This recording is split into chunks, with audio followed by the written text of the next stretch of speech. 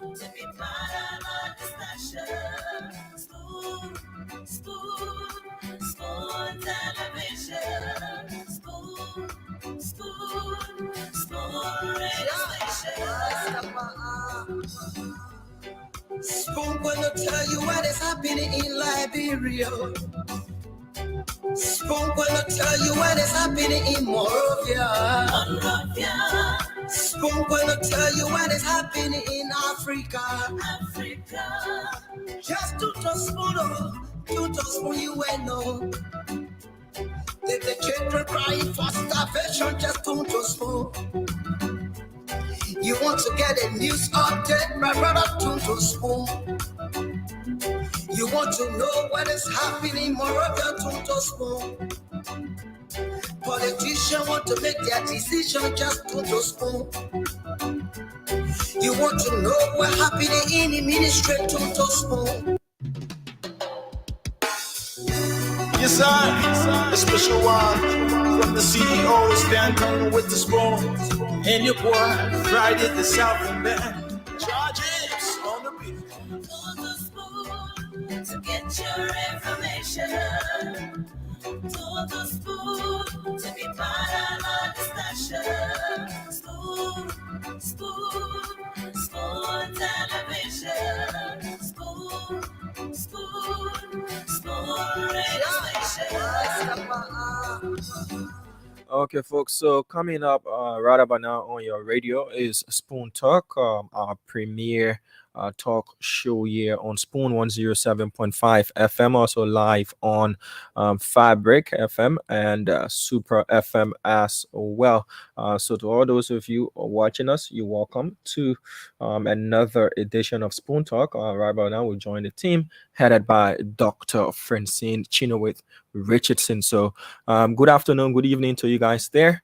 And it's evening time here in Liberia as well. It's nighttime, I should say, in Liberia as well. So yeah, guys, it's over to you.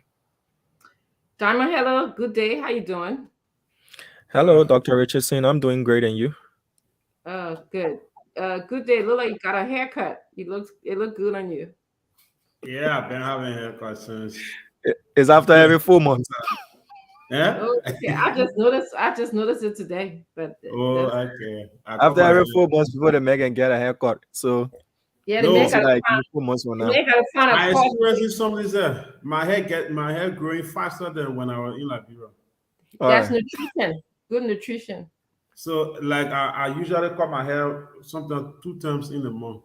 If I don't do my whole hair will be looking like forest.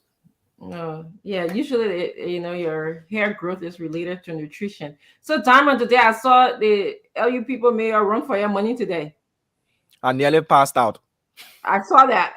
You did a good job. You did a good job. Yeah, it is what it is. It comes Wow. with the job, they say. You guys were like running. You guys were trying to keep up with everything. News were coming from here, there, flying all over the place. Spoon needs to pay for a subscription to the gym for me and the rest of the team. We need to get fitter than what we are. No, your running will keep you guys fit enough. So there should just be things that make us run up and down. Eh?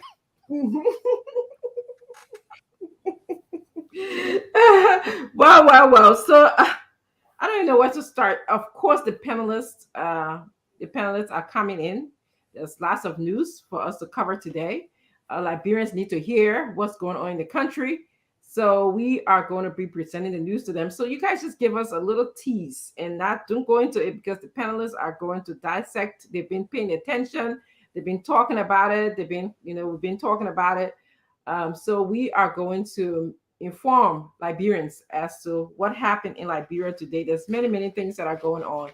But so Dama, let us know, and then we'll circle back to good day.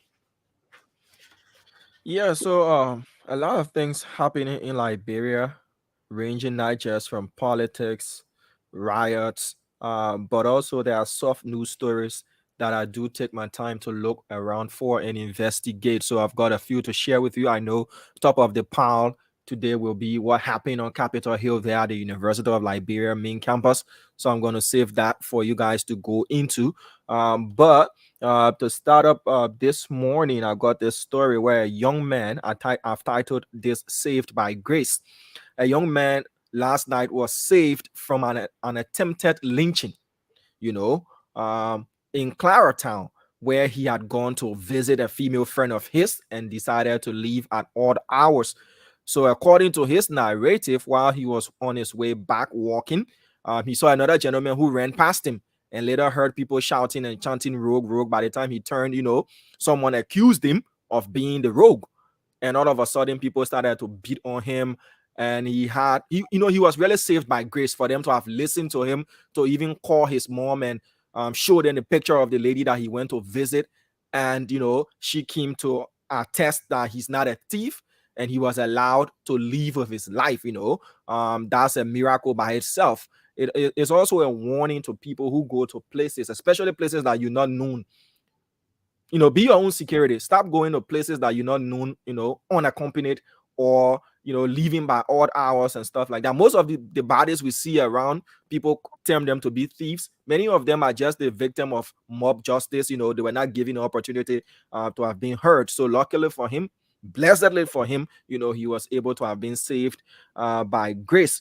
Now we move quickly to Bapolu County, where the same old menace of rape, the national emergency, has shown its ugly face in Bapolu again. This time around, it's a very despicable case where a 26-year-old man known as Zina Sumo, has been arrested, charged, and forwarded to court for raping a 2-year-old girl in What? Bapolu County. Yes, a 2-year-old girl in Bapolu County, in the Ganwalala district. It's an administrative district there in Bapolu County. These kind of stories, people say, journalists, you don't have to, you don't attach your feelings. These kind of stories, you have to attach your feelings because you are a human being and you don't want to see or hear these kind of tragic things happening in the country. So he has been forwarded to court for raping a 2-year-old girl, where he confessed that he did do the act. This girl leaned on him as somebody she could have trusted, and then he betrayed her trust by doing the worst thing you could do to another human being, especially a 2-year-old baby. A 2-year-old baby, a baby who will run to you innocently. So this has again reignited the cause in Liberia, whether or not there should be capital punishment, depending on the severity of cases. Such a case, this kind of person should not be released in public, raping a 2-year-old girl. Well, the health sector in Liberia is Actually, yes, Diamond, because we have Rodney Sieh coming on today, I okay. just make sure that our journalists, our panelists, get an opportunity to just give their opinion on some trending issues, and then we're going to move on to Rodney Sieh. I also understand someone from Soup is either calling in or coming in. James also has many of the tapes to play lined up for our discussion today. So I just wanted to just make you aware of the agenda for the day, that by 4:30, Mr. Sieh is going to be coming in. So, okay, go ahead. I'm waiting for welcome, Sadamatu. Welcome as we listen to trending issues. Diamond, go ahead. Yes, Finish. ma'am. So thank you for updating me on the protocol for today. The health sector, I've dubbed this Health Gate, is again under the scrutiny for an alleged corrupt act for the second time in months. Few months back, it was about Margibi County concerning 800,000 thereabout United States dollars of USAID funds that was supposed to be done in a revolving door kind of scenario to get money from vendors. Now in Bong Mines, I know when I say Bong Mines, your eyes will lit up because yes, That's in why I grew Bong up. Mines, they a leaked audio. Thank God, goodness, you having Mr. Sieh, who's the boss of Front Page Africa.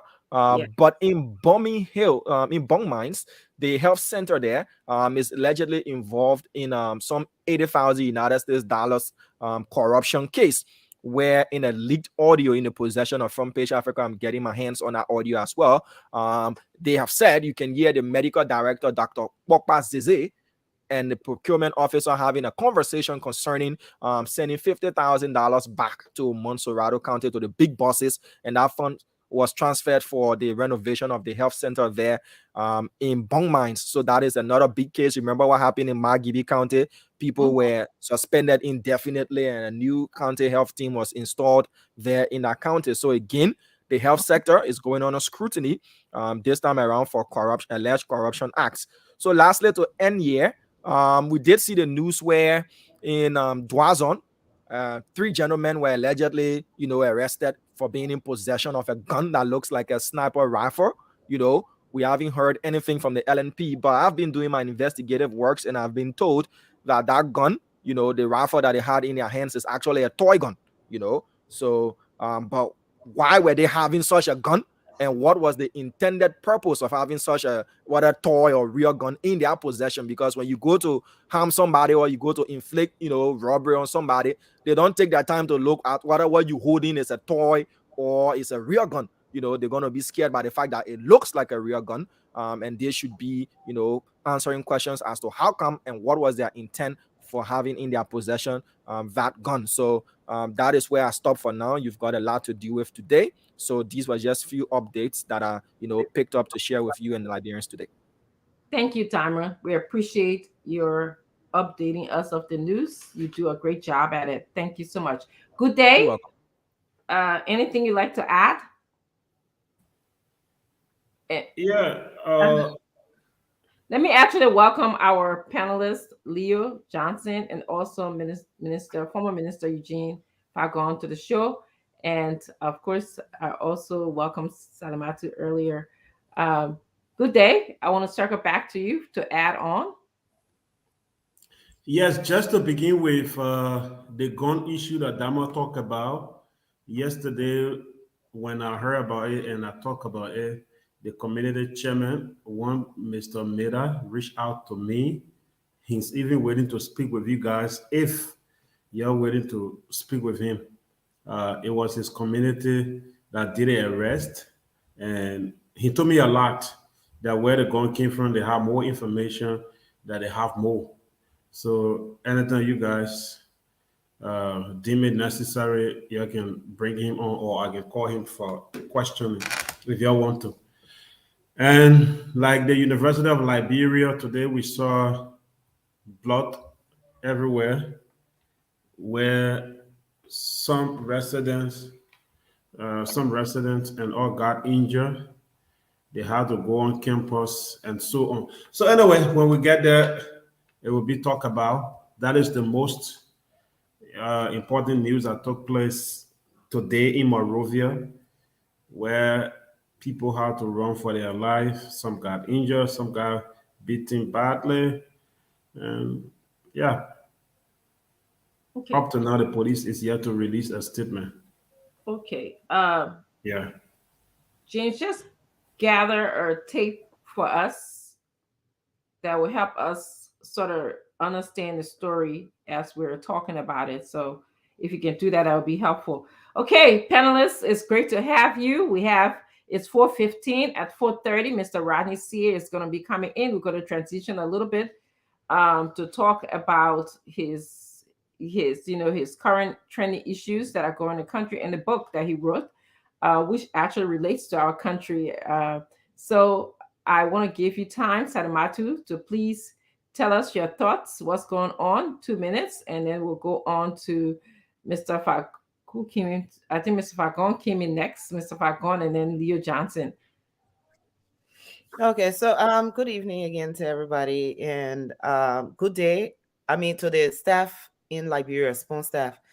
We saw the chaos today on the campus, and I'm honestly, I just kept saying, "Echo, the journalists, they were doing the ball. Oh, y'all move. I was really praying for y'all that were covering the story. So continue to be safe. In our prayers. Thank you for the good work. As we all saw today, Liberia, it was just like a chaos again. And I remember somebody sent me a link saying, "Oh, we've never seen this at LU campus." I said, "No, we not see it before." Ever so often we see these things happening. LU sits right next to the center of power. So the power of the student voices is the voices of the students over there very powerful. But it was very disturbing today to know that a certain lawmaker will actually leave his seat and go provoke, because that's exactly what it was.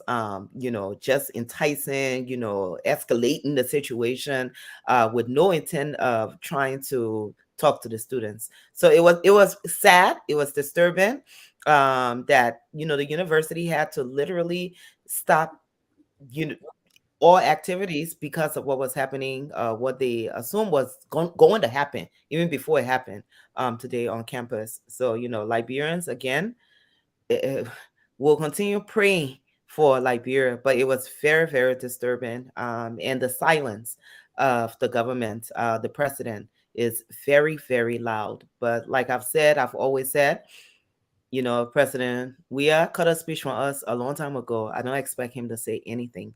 We're not having any more State of the Union, right? We got it on the time, at least we can hear him. So, but yeah, just very disturbing.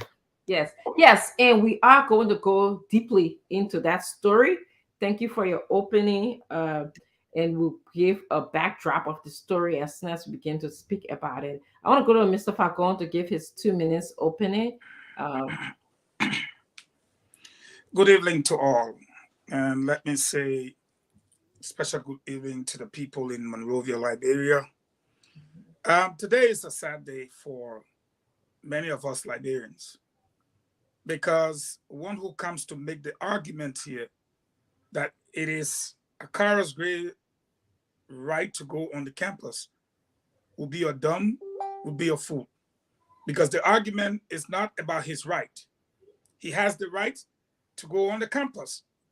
What he does not have is the right, as you will see in the video, to parade men in black, talks, hooligans, and move on the university campus, disrupt their classes, do nothing there, and eventually leaving scores of Liberian students and others wounded.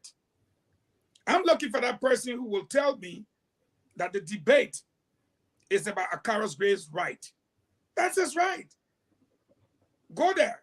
And if people try to stop you, we have law enforcement. They are legitimate. They are legal. But for you to take bodybuilders, dogs, hooligans, zogos, move on the state-run university and shut everything down as a lawmaker, injuring scores of people, is unacceptable. Point one. Point two, let me be clear. I want to say thank you to Honorable Yake Koluba. I don't care what anyone says. When Akara Gray, as seen in the video, marched through the principal street from Jalatown, unstopped by state-run securities, and overran the university campus and took control of it, the students retreated down the hill behind the campus via Jalatown. That's our route. I was there. My ID number was 22221. Okay? And they went towards 9th Street. Yeke Koluba moved in, entered the campus, and restored the university campus back to the student. And let me be clear to the government. They sat and watched Akara's Gray invade the university campus, as everyone saw. We received information that the president called Akara's Gray to congratulate him. We cannot confirm it, but those information came in. Okay. And the way we know that it's a fact is because he said nothing during the raid on the campus. He said nothing after the raid. And as a matter of fact, we're told he was happy about it. Some of his ministers took part. We have the picture that we will show. And his ministers applauded. We have the screenshots of all the ministers and what they said. Indeed, this government is sponsoring state terrorism.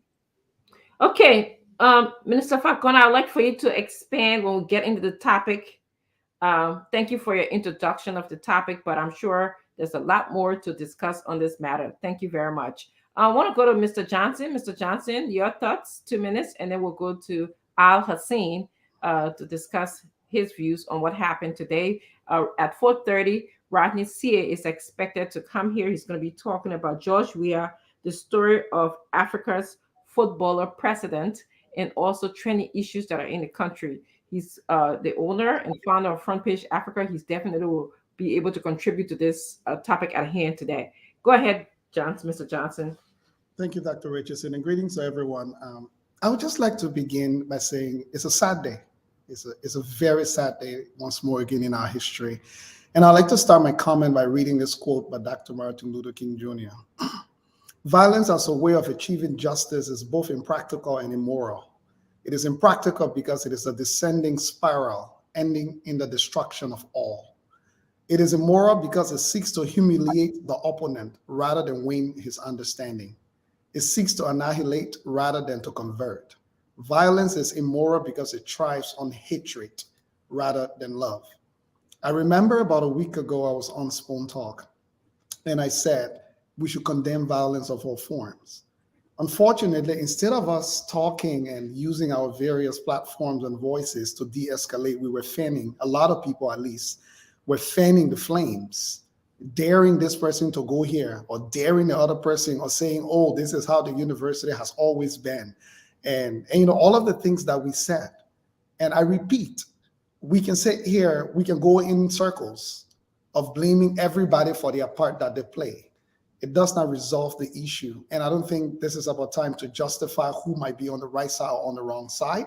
Instead, I think it's time for us to call for everyone to just step aside. Let's just de-escalate a little bit. Let's go back to some opportunity for civil engagement. And I want to repeat to everybody, regardless of which side you're on, regardless of who you support, whether it's the government, whether it's the SOUP, whether it's Representative Gray, whether it's Yeke Koluba, it is absolutely wrong for even creating the opportunity for violence to occur, regardless of which side is being justified.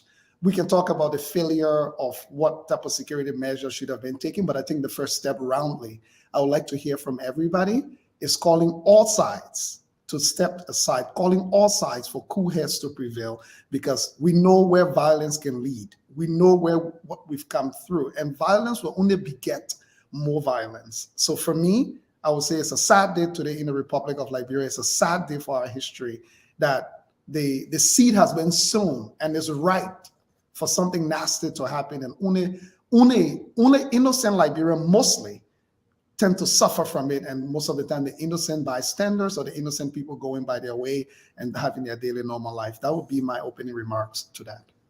Thank you, Mr. Johnson. I just want to make a point here. We at this network condemn all forms of violence. I don't believe on this network any one of us was fanning violence.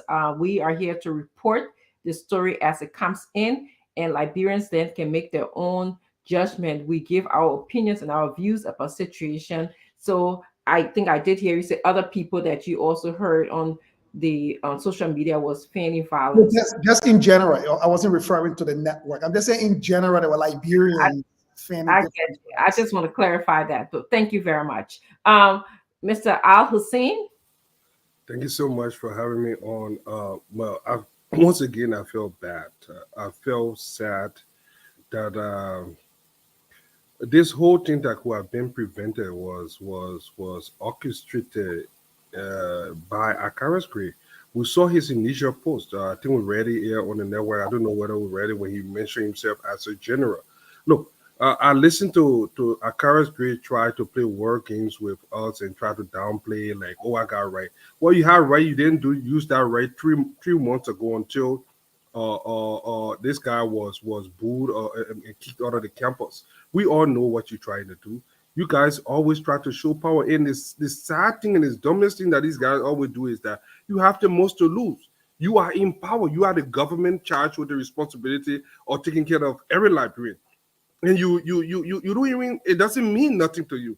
You sit down and orchestrate this kind of vain, childish kind of a display of ego. And the worst thing is, our president have remained silent. And Salomon too always say that, the president called us people up. But this goes beyond calling speech. This says a lot about his leadership. This president have not spoken on any national issue, and our country is good. Look, Liberia is on a ticking time bomb. You just need one thing for it to explode. And if you watch the different and multiple videos coming out of the campus today for something that could have been prevented, why would he go on the campus? Historically, I don't care what anybody say, that era has been the only private body that have called government into question government. It has been the tradition, long-standing tradition in Liberia. For you to want to dare them, many guys are so defiant. Every time they want to show that they are men with the small man syndrome. And the worst thing is, one of the reporters there that I spoke to in Liberia said, Akara's grave was surrounded by a bunch of Zokos. Some of them have machetes. One of the journalists just told me, I don't know, good day, I don't know whether you saw that. Whether you guys were there when he came, but moving on to Jonathan, I had one of those girls from People's TV and some other area that was sending me footage and saying, those guys have machete, and if the cameras were not rolling, they could have killed someone today. And this is not the first time. We saw them put people on the street, the idea of counter-protesting, the idea, where do you see counter-protest? It's just a way of escalating a situation. And the government is not doing anything about it. I feel so sad today, and this just the last point. In fact, this actually had me thinking that if we do not rescue our country, honestly, if we do not rescue our country now and allow this lawlessness to continue for the next 6 years, we might not even have a country again. We might revert into exactly everything that we did in the 90s. I'm telling you, this is the reason why the opposition needs to come together. Those that are in leadership, those that mean well for Liberia needs to put the ego aside, because a couple of years ago, success was very sure on the opposition part. That assuming power was very sure until a bunch of people decided to do whatever. I don't care how you guys do it, but it is time now that you guys come back together, get on the drawing board. I don't care who on top, who on bottom, but we need to rescue that country for these people here. Thank you, Mr. Al Hussein. So we are expecting Mr. Rodney Sieh to come here. He's the author of the book George Weah, The Story of Africa's Footballer President. I'm actually into the book. It's a fascinating book. I can't put it down. It's disturbing the way that I work because I can't get to my work. But I think that book, and if we can have Rodney speak about it a little bit, may contribute to the question about leadership, okay, may contribute to our understanding of the question about leadership and what we're seeing now. There were some discussions about that in the book. So I will allow Rodney to go into that. Good day. Did you want to add anything else here before we move on to other stories? Yeah, Mr. Sieh is yet to appear in the back. Okay. Yeah, but relating to what we saw today, you know, there are few countries in Africa that if you start to look at failed states, you will identify some of them. And today, what we saw, I think, practically somebody can tell you that Liberia is on the path of becoming a failed state. That is a state where the government has no control over the security. The government cannot control people. James can wake up and take his group and then walk anywhere and just do whatever they want to do. Minister Fagon can just get ready. He said today Spoon is not coming on. He take his men there and disrupt the entire activities of Spoon. That is a practical example that a state has failed. Meaning that state lost good governance. You cannot control your security. The people are not protected by you. And what really surprised me today was the LMP. And to be frank with you, the Liberia National Police went there before even the students. They were present today at the University of Liberia, right at the entrance, even before the arrival of Soup and the guys from PROSA and Representative Gray. But nobody know why the upper guys did not give them mandate. They left standing. Gray came. When Gray came, both parties started stoning. The police was standing. Even one of their vehicles got damaged in the process. The police left standing until they got through. At the end of the day, before they could come out, after Gray left. So I don't know whether the security was there to protect or to witness or to become a spectator today. So practically what happened today, anybody can tell you that Liberia is a failed state and you cannot tell that person you lie. Nothing can make me to say Liberia is not a failed state until the government comes back and restore law and order. But law and order is gone. That is so And sad to hear. yeah, there's no law and order. What we saw today, no law and order in Liberia. I know how you want to turn it. No law and order. Yeah, thank you, Yeah. James, for your contribution. Welcome, Mr. Warzy, to your show, Spoon Talk. Yes, I want to just give a bit of a backdrop to how we got to where we are today. I think a week or so, I'm hearing, okay, a week or so ago, Aloysius Howe, who is a staffer in the Ministry of Finance, he works with Minister Twe, was on the campus and was escorted off the campus by SOUP members. I remember seeing a video where they were walking behind him and he went on to his car. Of course, subsequently we heard that he was injured. He posted that he was injured by SOUP members. And then of course, the next thing is so different post made by Akara's Gray, Representative Gray, saying that he was going to go have lunch with the students today. And I think then, of course, the SOUP students responded by, they had several press conference saying that they were going to stay on campus. We know that the campus was shut down today.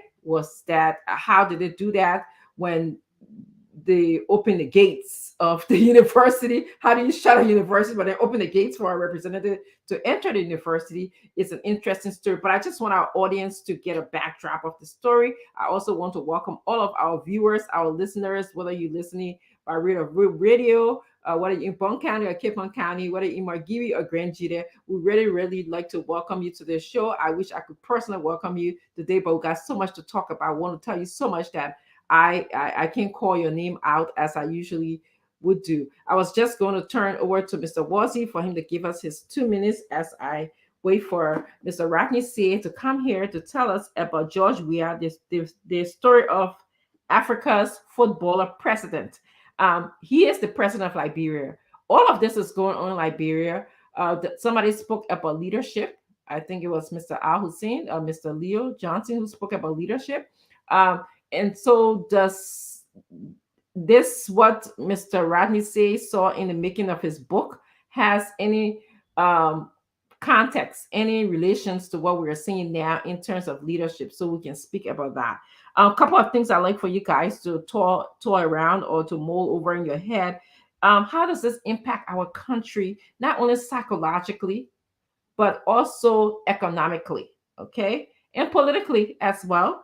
And then what might be the role of the university, the president, the people at the different administrators at the university? What are their role?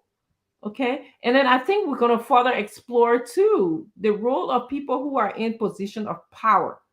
What are their roles in going to the university?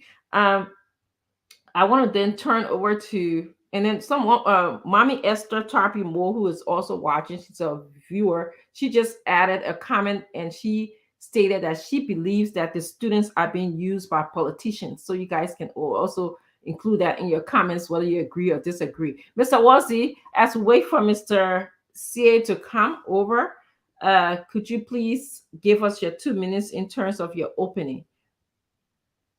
Well, thank you, Madam Moderator. I'm happy to be back on our show on Spoon Talk, of course, bastion of intellectualism.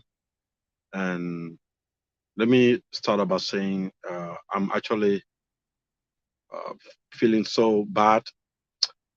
I'm just disappointed by what happened today on the campuses of the University of Liberia. The way people try to make it look like something simple and something common, and the ways the students were treated. and the way people make the University of Liberia campus to how to turn the campus, in fact, into a political battleground. You know, that's just one of the issues. And the second thing is generally the way things are moving back home. I think we are setting the pace for serious civil disorder if care is not taken now. On the issue that got to do with the University of Liberia action, what we expect, and that of the lawmakers' decision to visit the campus. He, my fellow partisan, laid down his idea on um, on the argument of the constitutionality of who's supposed to associate and where. The issue of constitutionality, that the Constitution provides that you're free to associate, you're free to you have the freedom of movement and so forth. But it have got implications. The University of Liberia was created by an act of the legislature, and there is a sitting regulation that governs the University of Liberia in terms of access, in terms of visitation, and so forth. Now, when you have members of the second branch, the first branch of government visiting the campus in a paramilitary style, it doesn't send a good message. Now, our approach at this point should be to intellectualize our young people instead of helping to militarize them. Look, Liberian society has suffered a lot. The only way I think we transition from this system of debauchery, this system of hooliganism, is for stakeholders to work towards demilitarizing the system. And then profile suggestions or work towards creating a framework, institutional framework, that will give birth to an environment of intellectualism. For example, like what my own, junior brother Leo is doing, those kinds of initiatives that will help to build the minds. Instead of having people behind you, a civilian moving in a paramilitary style and then besieging the whole university campus, it just doesn't mean anything, but it sends a bad message out. And people on the fence would think that the government or the ruling party endorsed what he did. And as a sedition, I'm totally against that. That's the reason why I posted on my official Facebook page denouncing his plan to go to the student center to have lunch. That is uncommon to people like Honorable Gray. He doesn't go to the University of Liberia campus. It's in his district. What any sound lawmaker would think about at this point in time is to advocate for students of the University of Liberia to have more opportunities, and that the university as an institution will have access to more resources to refurbish the library, to look at the science lab, to seek foreign support, bring people like Leo then in who got the contact to say, hey, Leo, look at this library. What can we do? How can we refurbish this place, make it contemporary? What kind of system we need to put into place to encourage the reading among Liberian students, or bring Mr. Watson, 30 seconds, please. Yeah, bring in technicians to help us make this place more scientific. But to gather talks and surrogates, put them in line, marching on the University of Liberia campus as if they are a battle of warring factions, that's not a good sign. And Yes. I'm totally flabbergasted, I'm disappointed, and I'm ashamed of what happened. Thank you. Yeah. We're gonna go back to Salamatu. Salamatu, you heard what Mr. Wolsey said. Our only sedition on the show, recognize and identify with sedition. He said that Gray would paramilitary style to enter the university. What are your thoughts about our sitting representative wearing paramilitary style going on a university, saying that he's gonna have lunch with the students? I think we all know, no matter how much we want to show loyalty to our political parties, we know right from wrong. We know when people are trying to provoke a situation. Are we used to seeing this type of behavior from Representative Gray? No, we're not. That CDC. I was in Liberia when CDC was opposition. I was in Liberia when CDC won. I just left Liberia. This was their style. Um, this was what they were known as, the militant type party. And when they got into office, we couldn't even understand. We're like, wait, I've never seen a more angry winner. It's like they won and they were still fighting. The Representative Gray's behavior today, it just shows you that being part of that particular party and the stereotype that they've been known to have, he displayed it. He confirmed it today. He had no business going on there. And like Wasi said, you're not building library. You're not going there to even pin the children Pulawa huts. You're not saying, you know what? Let me invite you all to the Capitol building to come sit and let's talk about it here. You didn't do any of that. You decided to walk across the street to the student building to go to what? So what exactly was he hoping to accomplish today? Let's be honest. We know why he went there. And exactly why he went there, that's what he wanted to happen. And we will keep putting it back on the ruling administration because they're showing us that they are not ready to govern. That's not their own area. If they have people within the party who got good sense enough to know how to govern, they're not utilizing those people. Instead, we're still stuck in this militant. They're still fighting. You won. Govern. Stop acting like you're opposition. Who are you fighting? When Good Day were talking about a failed state, I let it go in the comments and read, and someone said, "Oh, they may calling your own country a failed state." Liberia is displaying every sign of a failed state. When we were in war, that's what they call us. They said it was a failed state. When Madame took over, it was a failed state. We got into crisis mood. The international community rushed to our aid. And then when she left, it was a fragile state. And fragile just means that, you know what? You're not under the red yet. You still rocking show. You can easily transition back to a failed state. And CDC came in and just decided, you know what? Everything that y'all thought about us, we're going to show your part. See our guest is here. So Yes. Actually, thank you, panelists. I would like to welcome our guest, Mr. Rodney Sieh. He is the founder and owner of Front Page Africa. He just authored the book, George Weah, The Story of Africa's Footballer President. It's a wonderful read, easy to read. My husband and I had fun reading it. It's something that couples can do together. He likes the football part. I like the juicy part. There's a lot of juicy part in the story. At this time, we can take the opportunity to ask Mr. Rodney, please give us his opening thoughts, including what happened today at LU campus, because you live in Liberia. This affects you to some extent. And then we're going to take turn in terms of asking Mr. Rodney a question because we pressed for time today. And he also is pressed for time as well. Mr. Rodney Sieh, welcome to, this is not your first time coming here. Welcome to Spoon, and just give us some opening thoughts, and then we're going to take some time asking you a question. We're going to take turn asking a question. Thank you, Francine. It's good to be here. Welcome to the team. It's been a tense day in Liberia. I think a lot of people are concerned about what's happening. I think it seems like people are determined to disrupt the post-war peace. I think sometimes it's just good to let things slide the way they are and not try to push the button. I think people try too much to show they have might or they have support.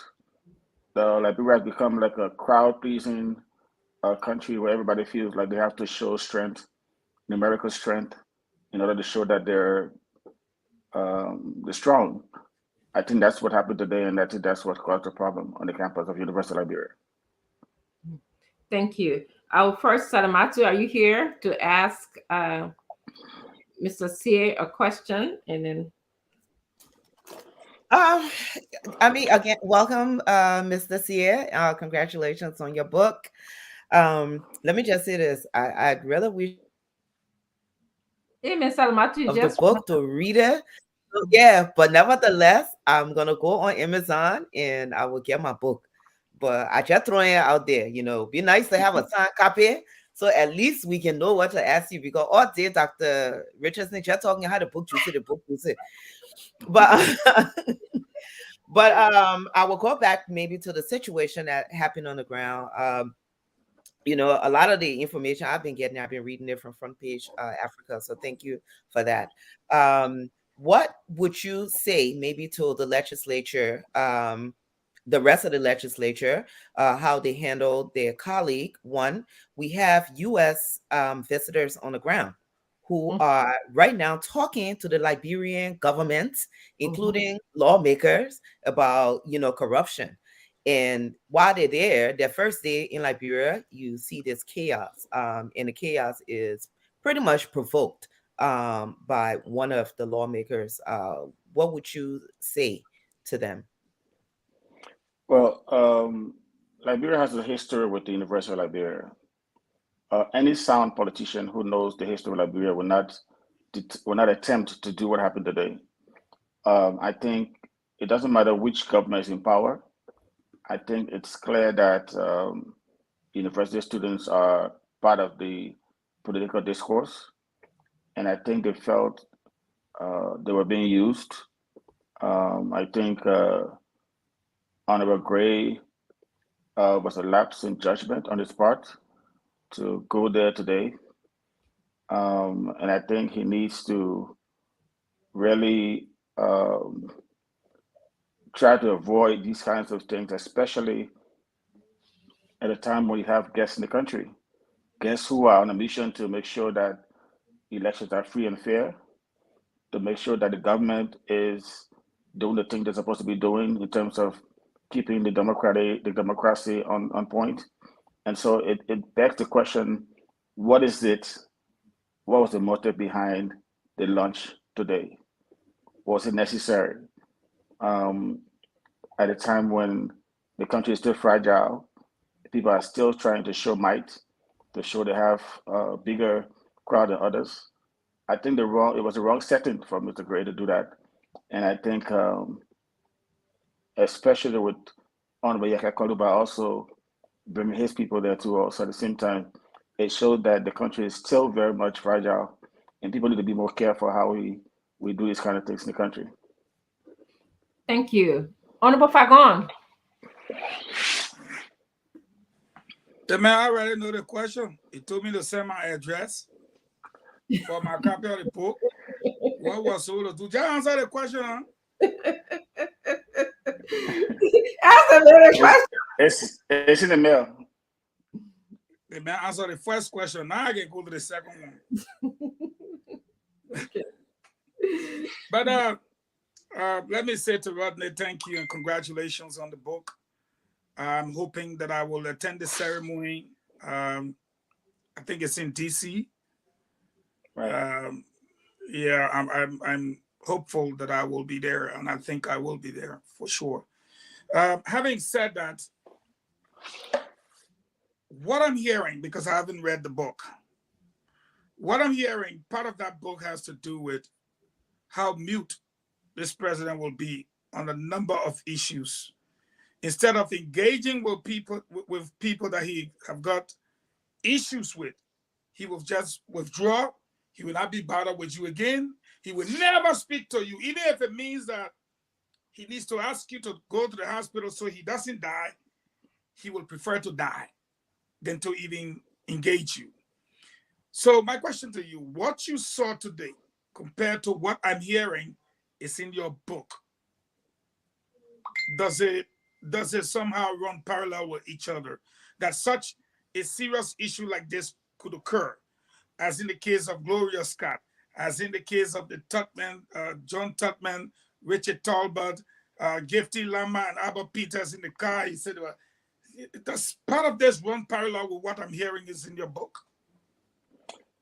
Definitely. I've heard some rumors around town of speculation that the book is pro George Weah. And the way this book is written is intended to be as objective as possible. And to understand what's happening today, you have to understand who George Weah is. And the book goes back to the beginning and draws to the present, explaining why he's doing what he's doing now, why he's so quiet about things that are happening. It's part of his DNA. And you have to understand the person you're talking about before you even discuss what's going on. He's not someone who will act based on what people say. He's not someone who will take action because the public's saying he should take action. That's not who he is. The track record is there. So we've seen a lot of things happen in the country lately that has not been explained. The government have been quiet about it, and it seems people think that they're expecting that he will react. The only way he responds is in the pulpit when he's addressing his congregation on Sunday morning. That's who he is. He's not comfortable dealing with the media or the press in terms of explaining things that are happening. And those who are around the press are not advising him properly. They're not telling him these things that are happening. They're not telling him the urgency of addressing these issues that are happening. Because leadership is not just about sitting in the mansion, it's about assuring the public that everything that's happening, you're on top of it. And to remain quiet on all of these things. In a major election year, it suggests that somehow, somewhere, the president has not understood the importance of the position he has. And that is the most dangerous precedent anyone can set going to election year. Mr. Johnson? Yeah, thank you. And Rodney, good to see you as well. I'm still hoping we'll connect soon, hoping we can have you extend the tour. If not this on this trip, on another trip on the Canadian side as well, because I think it's a fascinating read for people to kind of dig a little deeper into President Weah and your account. Man, you're only 12 or for 12 book, man, I would tell you that Liberian people are inviting the mentor. I think that Liberian people coming buy the man book. I think about people who got money to buy a book, then you say 12 Liberian people. Oh, so you agree? You're only selling, I know. No, I just say that. But in Canada, we're not voting for LIBS, so we'll keep ourselves. Yeah.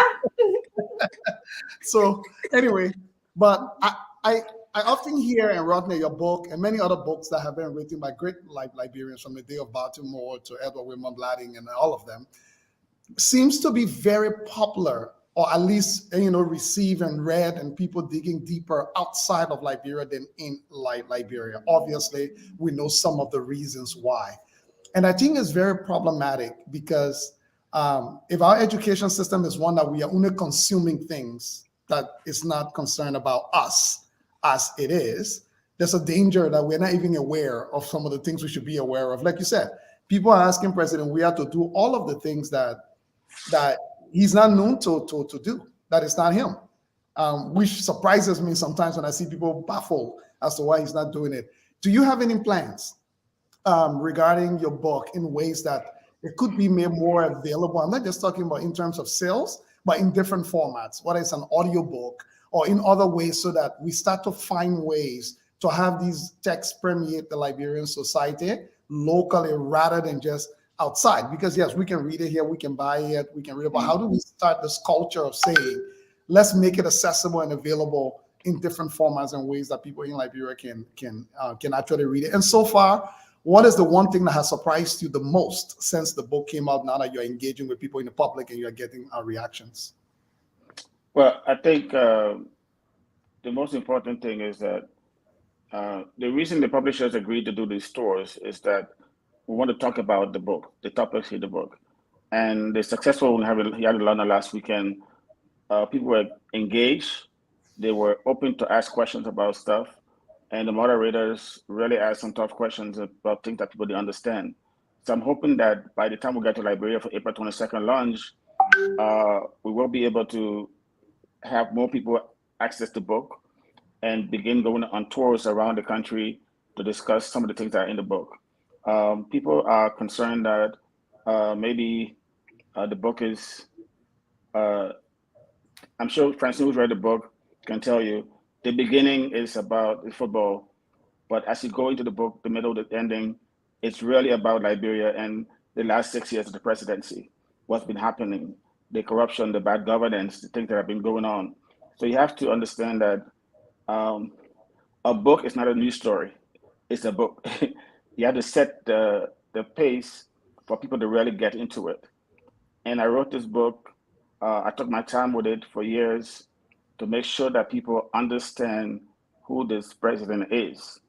And I'm hoping that um, people will understand that it's not a hate book on President Weah.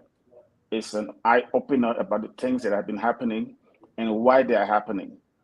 I think a lot of people were shocked that they expected me. I think people expected to just come out of the gate and just blast him, and but those things are in the book. But you have to grow into it as you read the book along. And everything we're doing now is to raise awareness about the topics. There are things in the book that people don't know about what happened to this president. People say he was a billionaire, a millionaire, whatever. All those questions are answered in the books. There are different chapters you can dissect. Um, it is the things that people take for granted that are important. And I think we need to make sure that we go through the chapters clearly, discuss it, on radio, talk shows like this one. And the more the topics come out, and they will come out as I go along these tours, people understand that this book is not something that is just on the surface. Yes, thank you. Mr. Al Hussein? Mr. Sieh, I know I spoke tried getting in touch with you a couple of times in Liberia, but we've been crossing paths in a good way over the Yeah, years. thanks. Thank you for your work that you've been doing. The book, sadly, I haven't had a chance to read it. I don't have a copy yet, but I did read some of the highlights, and I have probably two questions. One, most time, I know you said this is an unofficial biography of the president. Mm-mm. Was there any input from the president or anybody that he know while making the book? Did you consult him during that time? And if you did, what was his response? The second thing uh,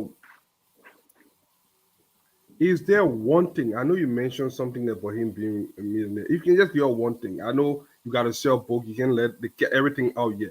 Just one thing in that book that Mhm.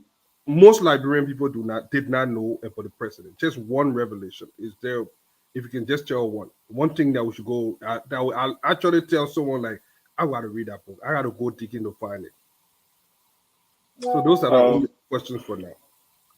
yeah, in the beginning, I actually reached out to him. I sent him a text message on WhatsApp, and I asked him, I was I wanted to tell his story, and he said he wasn't ready. And I tried several other times to get him to discuss, because the book is based on interviews with a lot of people that I spoke to about him, and I really wanted him to respond to some of the things people were saying about him. Because he did not respond and he wasn't available to respond, I used previous interviews I did with him on some of the topics that came up in the interview, and hoping that it would balance things out. Because I didn't want to put a book out that was just hearsay, or I wanted everything to be factual. And all the people I spoke to are on the record. They're not behind the scenes hiding. They spoke to me on the record, you know. And so it's something that I think uh, he may regret later on not speaking to me, because some of the things they reveal are very damaging. For example, people always wonder during the campaign trail what was going on behind the scenes.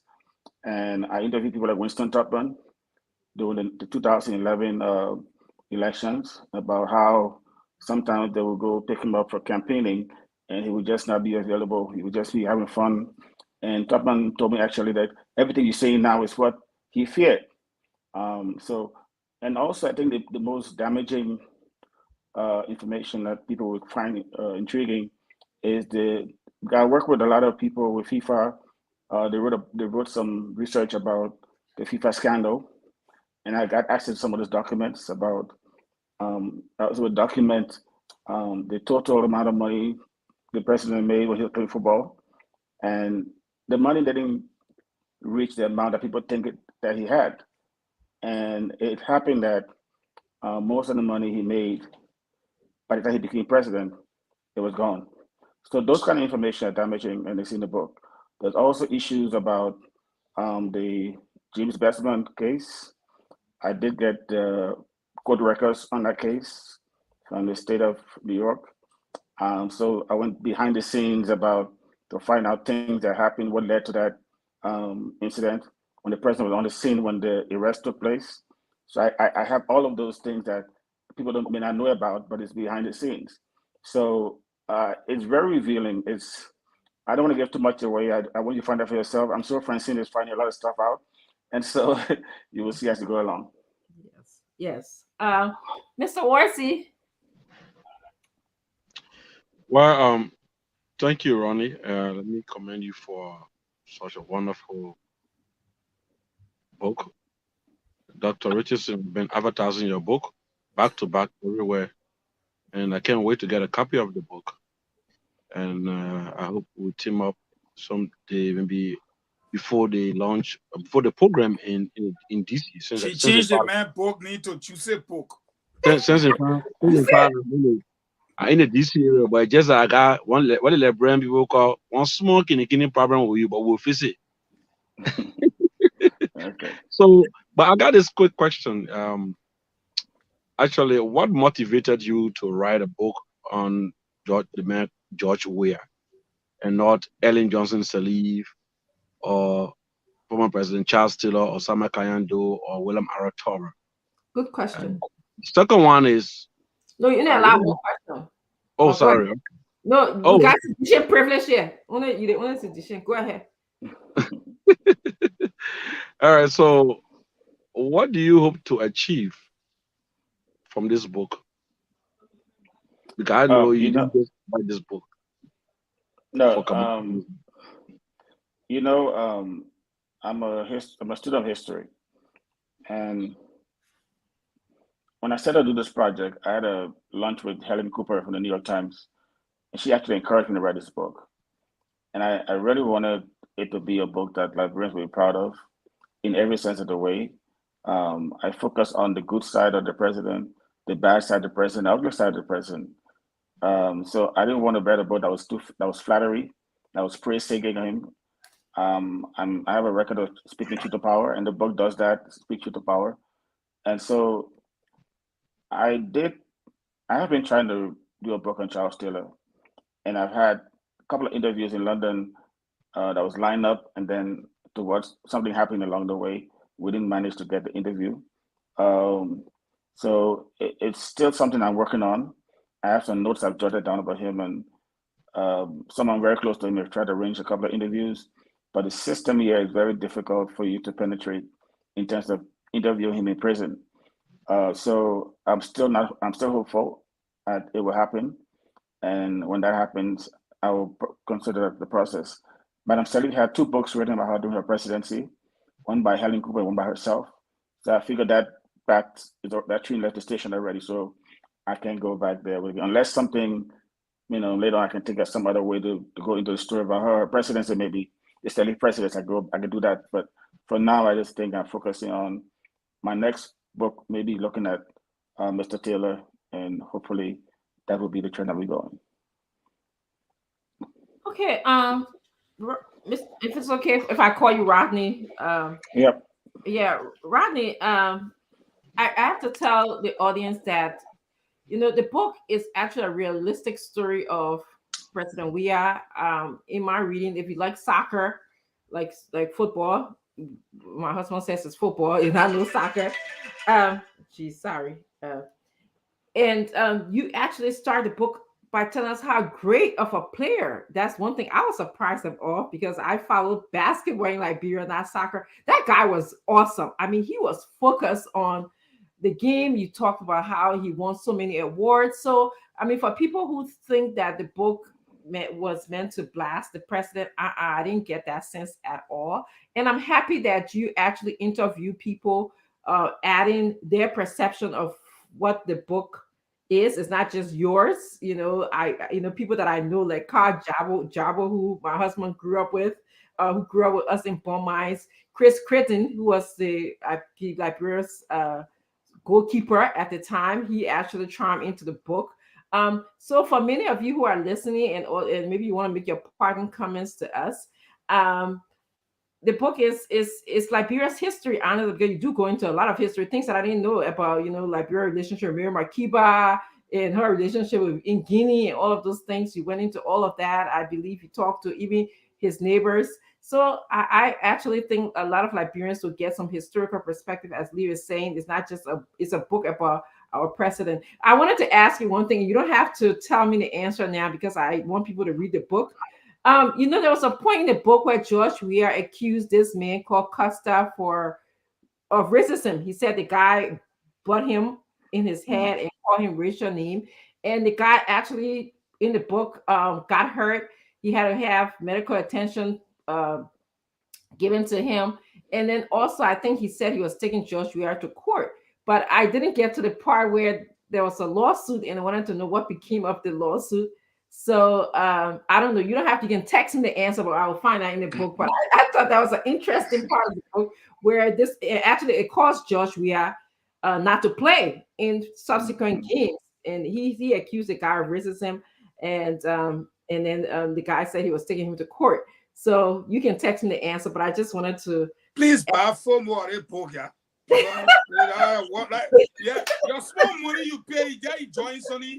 I tried the book to buy. I want an autograph copy of. By the way, you gave me all the whole book, everything in the book that I will not go buy it. No. If you notice, I'm being very, very careful. I'm giving you just one word. I know what I'm doing. Please, I'm giving you guys just one word for you to.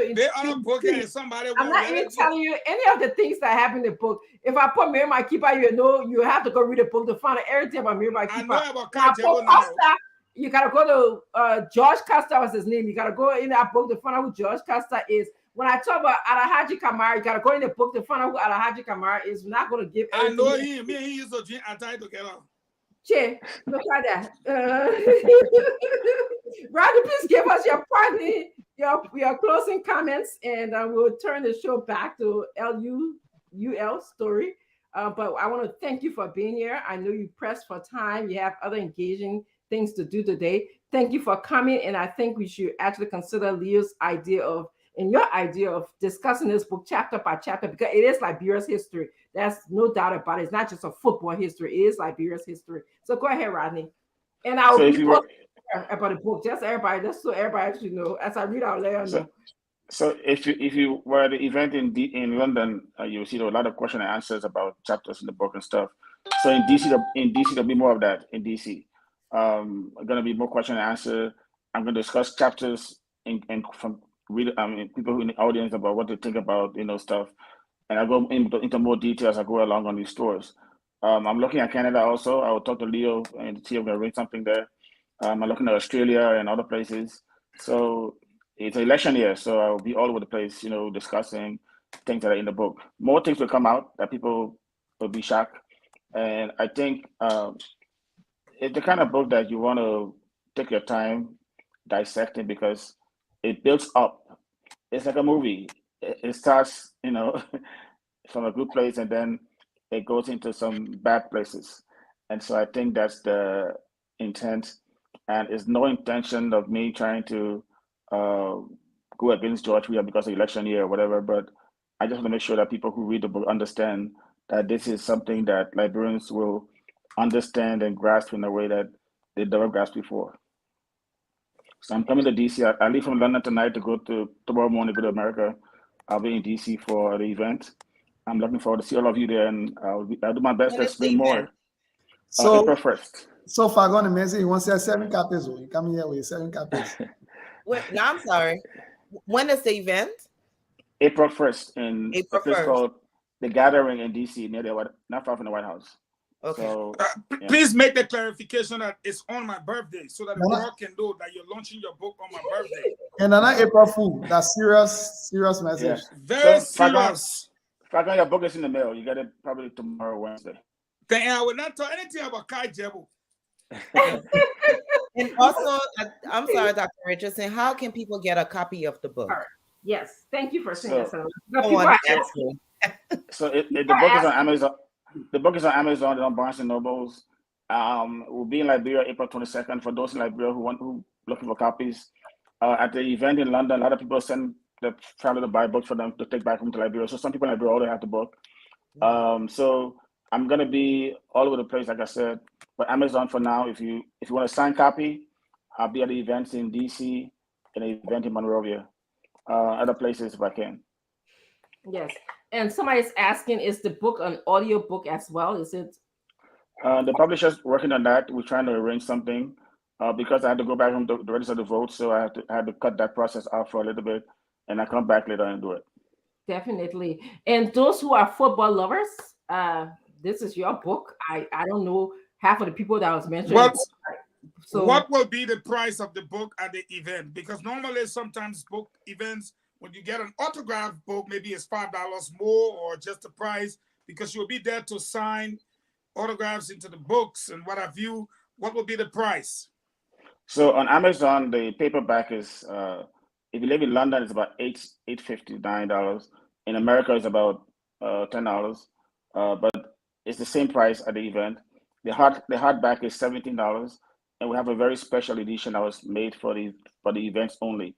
The event in London, America, and DC is a very glossy dust jacket book. It's very beautiful. I won't give it, but those who have bought it already know. It will tell you what it is. It's very good. It's very beautiful. And how much for the special edition? $50. $50. And you're going to be signing some autographs while you're there, right? I will try to sign as many books as possible. I'll be there. It's going to be all night. It's going to be after party. It's going to be dancing, singing, reading, discussion. It's going to be massive.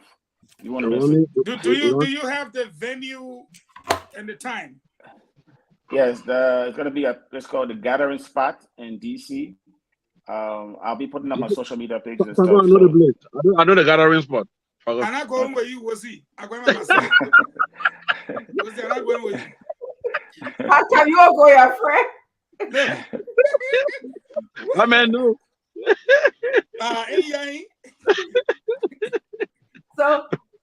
So we're gonna allow Rodney to leave. Rodney is the author of George Weah, the story of Africa's footballer president. So he will be in the United States and working his way up to Canada, if God's willing.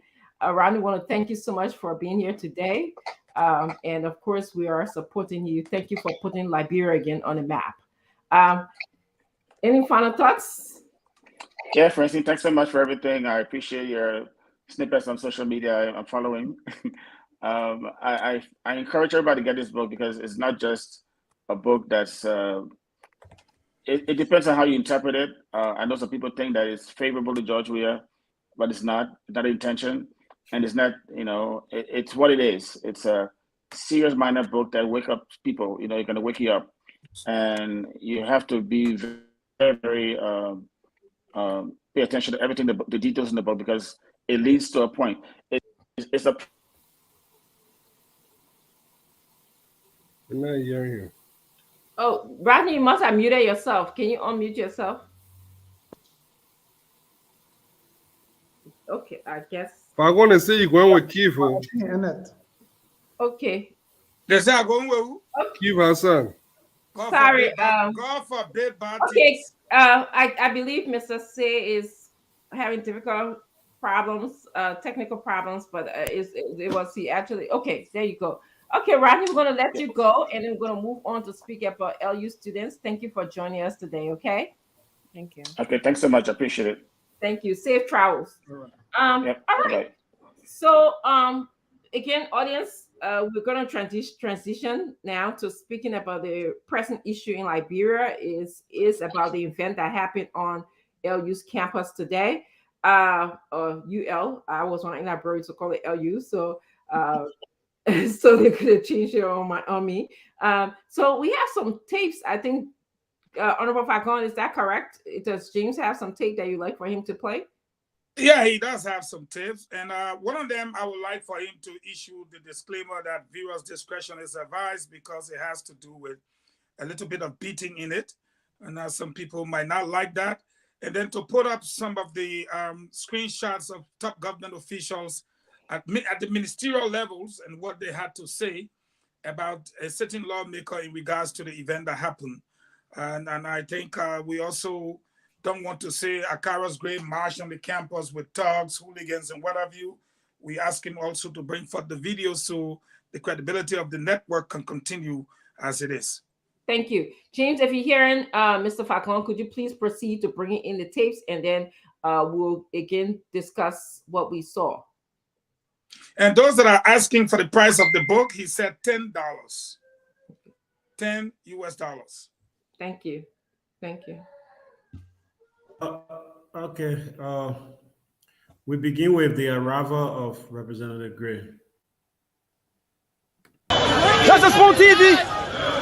Coming to you live from the Border of Liberia Meat Campus. It's on its way.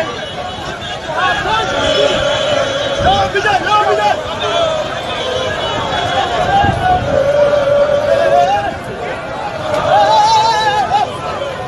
Let's see what are the police officers here will open the gate.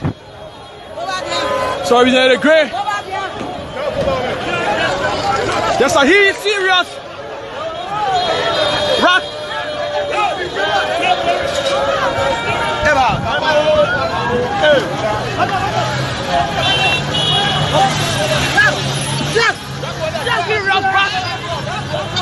Serious to a victim from the University of Liberia Meat Campus.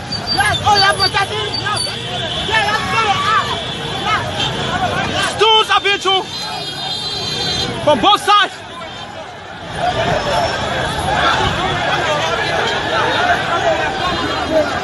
People are also planting schools here.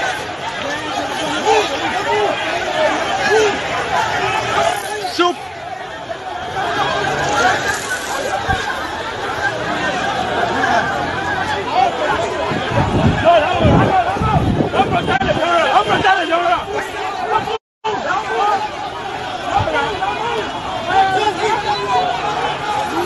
Schools have been through. Representative Gray, but not eat this unannounced loss.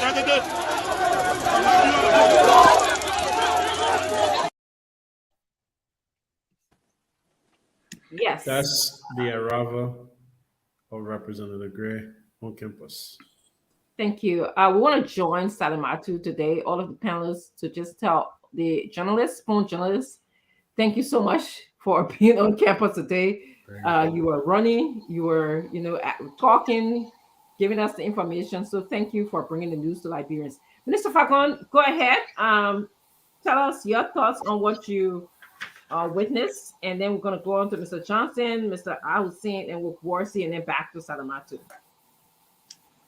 What I witnessed today was an organized invasion of the University of Liberia campus, right in the faces of our foreign guests who had come to witness what I will term a process that is starting, that should be a free and fair election. And I'm sure our American counterparts looking at the video today know that there will not be free and fair elections in Liberia. Why? I'm sure the Americans, majority of you live here, they're looking at a lawmaker marching from downtown with paramilitary groups invading the university campus unstopped. He charged the campus, disrupted classes, dislodged the students, beat them up mercilessly, and took over the campus. Again, you can see the men in black. They're not security officers. They're not state security. You can see him in his military boots, marching majestically on a state-run university campus with the knowledge of the president Commander-in-Chief of the Armed Forces, Chief Law Enforcement Officer, and President of the Republic of Liberia watching from his fourth floor office at the Executive Mansion. Again, what you saw on the campus today demonstrates a complete failure with respect to law and order. And let me remind you, people who said that people did not get injured are liars. We saw a lot of injured people today. James Goodday even got a guy who had nothing to do with the stuff, minding his business. KMTV show another guy who showed his head bleeding. He said, hey, I see it, and a lot of other injured people. You will see the tip of the other guy, another of great supporter who was left behind, but he was captured and again beaten by the students, which of course nobody supports, but who led the invasion of the campus? The sitting lawmaker. Does he have the right to go to the university? I think he does. But if that right is denied, does he take the law into his own hand, collect talks, zogos, and invade the campus? I say no. And those who allowed that to happen today, especially with respect to the police, we are gathering information that the students are saying they will go to the Capitol to have lunch with Mr. Gray. I'm asking myself sitting here, again, will the police then move in to stop the students? Because in Mr. Gray's statement today, he said the university is a public facility. Anybody should have the right to come there. I'm quoting Representative Gray when he stood way up there. So the legislature is a public place. Will students have the right on Thursday to go there to have lunch with Mr. Gray? Will he be there to receive them? And what will the police do? Will they then move in to stop the students? Because if they do, then they will be seen as what? CDC police. And that is why some of us said, don't let this happen. And let me remind you guys, when you come to your comments, Mr. Gray said that he and Yeke were going to have lunch together. But when people started speaking, he said he wasn't going there, and Yeke too backed down. And that is why Yeke too made it clear. Gray said he wasn't coming here, but then later I heard he was there causing trouble. So I came in, and I think he saw me and he ran off. But I will say to every Liberian listening to me, 2 wrongs don't make a right. But the one who makes the law cannot be the one breaking it. And if we go by anything here today, his actions today should be condemned by our international partners who are visiting, and it clearly tells us that there will not be free and fair elections, but the opposition will be prepared for it, and the world will watch what will happen. Thank you, Mr. Falcon. Let's go on to Mr. Johnson. Mr. Johnson, who should we hold responsible for the violence on LU campus? Is there anybody that should be held responsible? What lessons can we learn? Because, what are your thoughts? So first of all, we should condemn all sides in the very first place. A week ago, I sat on the show and I said, when we started getting inflammatory comments from people saying no government official or no one is allowed, or certain people are not allowed on the campus of the University of Liberia, it's interesting now that we're saying it's everybody's right to go there. A week ago on the show, it was clear. Now, protest is welcome. I think people misunderstand protest with violent protest. Protest is welcome. University students should have the right to protest like they've always done. In fact, protest has a very important place in our history. Let's not equate that to violent protest. When the incident happened a week ago, we sat here and said we should de-escalate this. No, some people felt that it was justified, and in fact, it should be upheld. The action today of Representative Gray should be condemned, in my opinion. In my opinion, he responded and, in fact, inflamed the situation even more. The action of Representative Kolba should also be condemned in the same way. The action the last time against Aloysius Howell, like I mentioned, should be condemned. I don't care whether you like the government or you support the government or you support Sue. When protests are conducted peacefully, we should all hail it because it's people's rights. When it crosses into provocation and violence, then know it is unacceptable. And I'm using this medium to appeal to supers to please not respond in kind by going to the Capitol building in another tense situation, because we don't know what may actually happen. I would say this: people often say, "Oh, the University of Liberia got a history. We know it. We always do this or so." Let me say this to everybody: yes, that is true. But what has that led us to? That led us to where we are today. It led us to a full-scale civil war. It led to the overthrow or to the removal of governments. And whether they were tyrannical or not, let's be honest, the outcome has not led us to where we all hoped. The intentions may have been very well, but the outcomes did not lead us to where we hope, because violence in and of itself does not beget a civil outcome. Violence always begets violence. And again, I would say it very clearly: who should we hold responsible? All the sides that participated should be held responsible, because we can't say those who use violence, whether it's the government or whoever, those who use violence are bad, and in the same breath encourage others to use violence also to counter that. For me, I'm sorry, I'm a student of Dr. Martin Luther King Jr., and the outcome of his movements are proving today. They are evidence of what you can do with non-violence, peaceful movement. So I ascribe to that, and I will hold my position on that. That peaceful, non-violent movement should be encouraged, should be strengthened, even from the student body as well. But once it crosses the line into violence, anyone who's held liable should be condemned, including Representative Gray, including Representative Coliba, including Sue as well. For any violent form of protest or provocation, let us resort to civil engagement and peaceful engagement, because in the end, it will allow us to hold perpetrators accountable instead of everybody becoming perpetrators because everybody felt they could take violence into their own hands. Thank you, Mr. Johnson.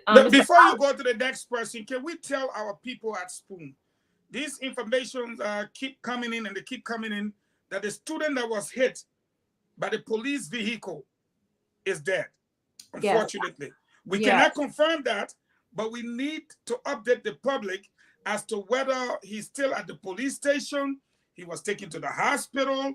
We just need to know something. James, could you follow up for us? It is fake. He did not die. He's currently at the police station. Our reporter was there, Rufus Divankana, and he confirmed it before the show. But was he hit by a car? Yeah, he was hit by the car. Well, how do you hit somebody by a car? You get in police station instead of hospital. Yeah, he was hit. Well, at the time Gray and his team arrived, they were stoning. So the police car too was trying to leave, and it still got damaged though. The vehicle still got damaged. They were trying to take the vehicle to a safe place. Everyone was running helter-skelter, so crossing in front of the car hit him. So what's his status? Why is he at the police station and not in the hospital? Can you? You know, when it is critical, he will not be at the police station. But they took it.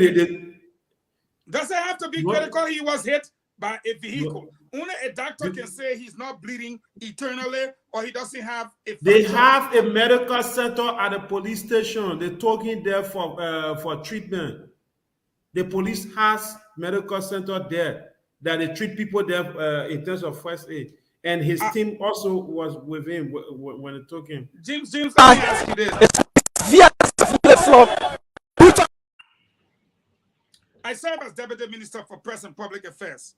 And all I know at the police station is a small little room called a clinic for officers to dress. Maybe I think the police were better. We will talk to the police. They will better give us clarity on that. But I know that he's alive.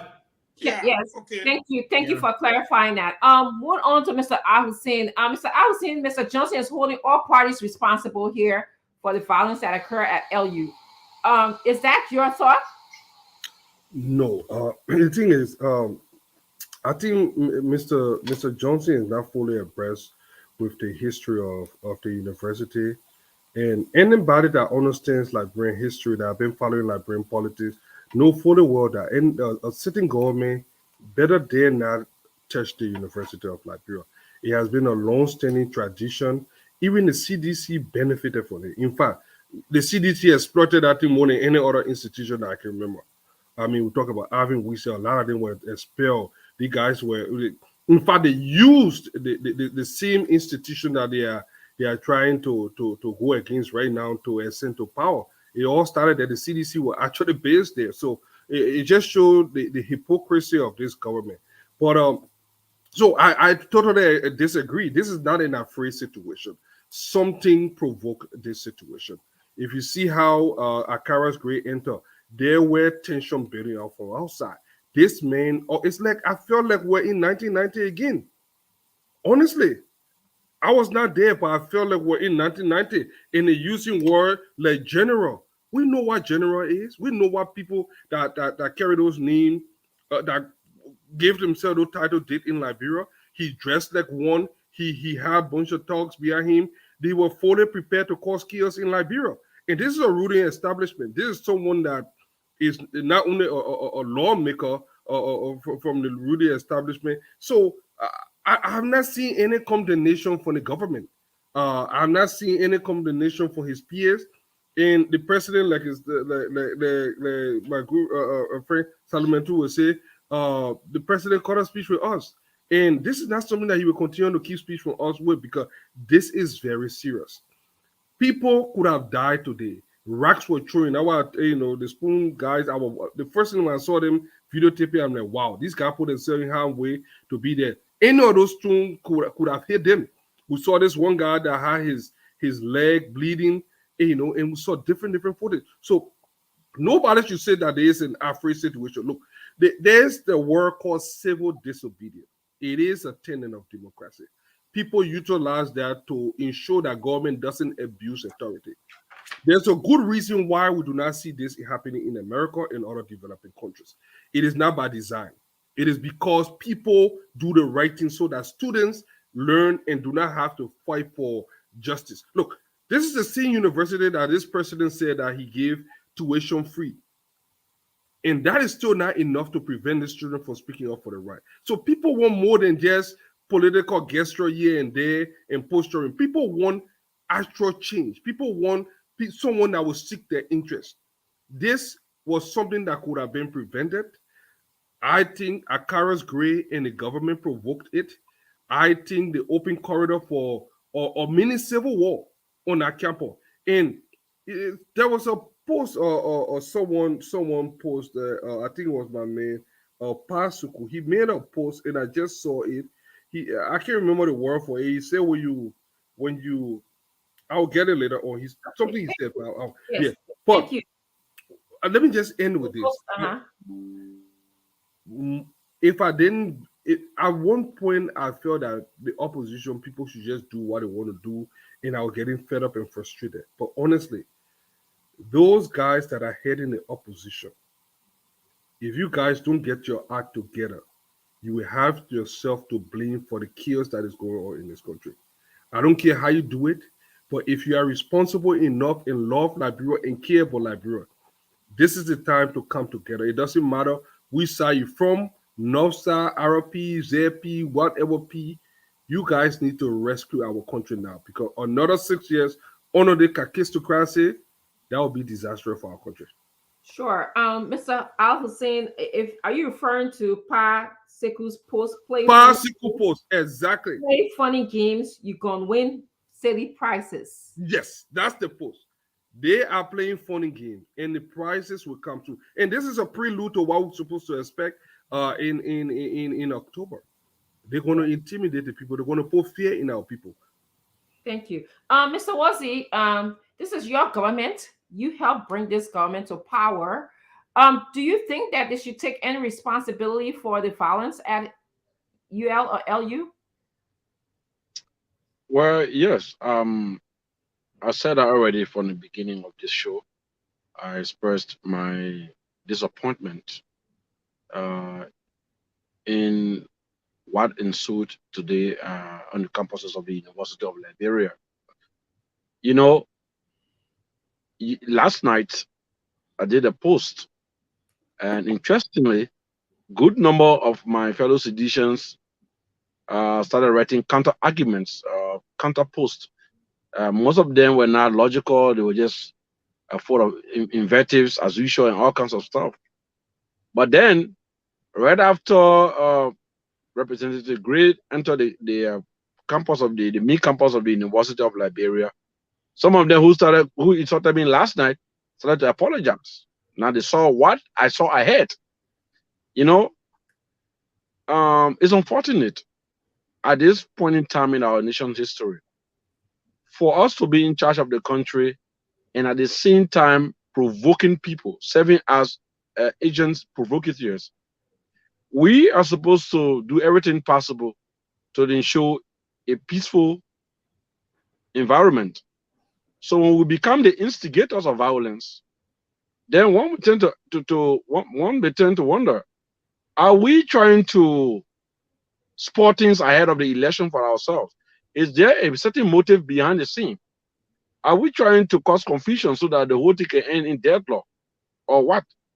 Because what will cause an incumbent lawmaker to march onto the campuses of the University of Liberia? Look, there are many ways. Former President Charles Taylor and other political leaders in our national history who wanted to influence student politics on the campus of the University of Liberia.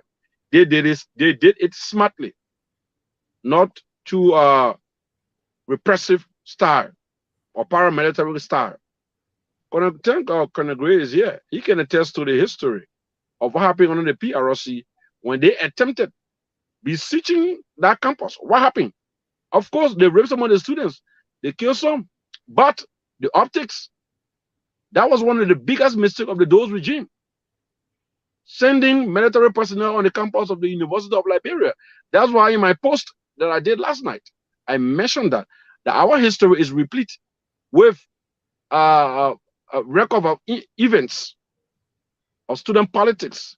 And SUP as a political institution since its birth in October of 1970 has never danced to the tune of any incumbent president.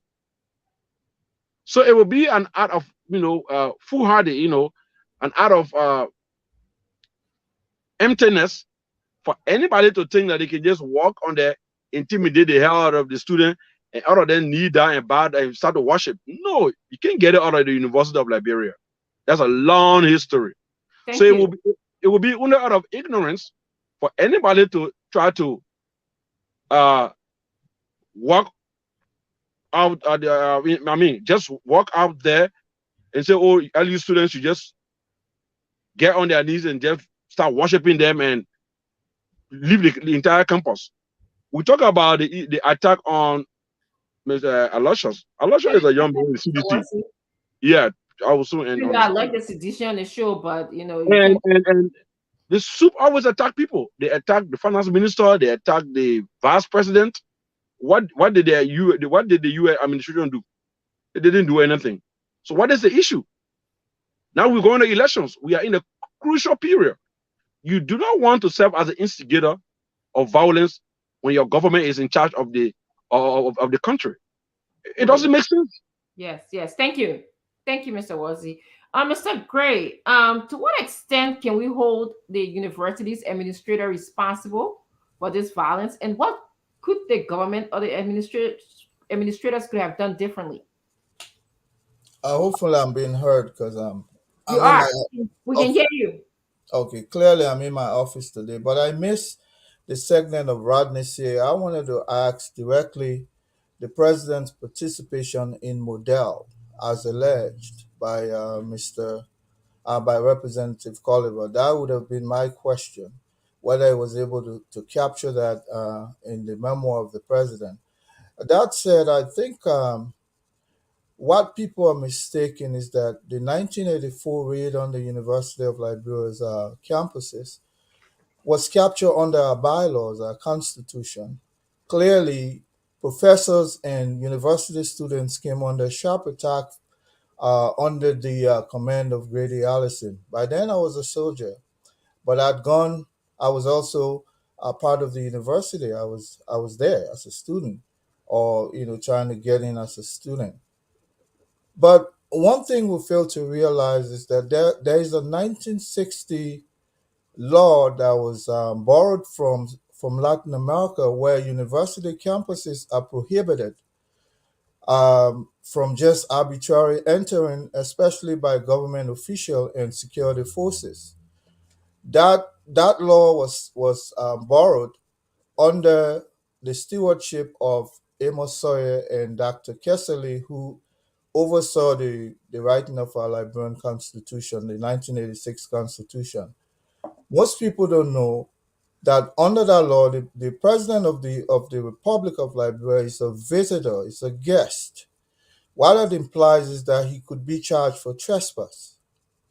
And the first branch of our government, the legislature, cannot just arbitrarily walk in there unless you're a student or you're there for business. So this is why this particular incident of 1984 was captured under the TRC as crimes against humanity. It's prosecutable. It might take long, but if you do that, ignorance of the law is no excuse.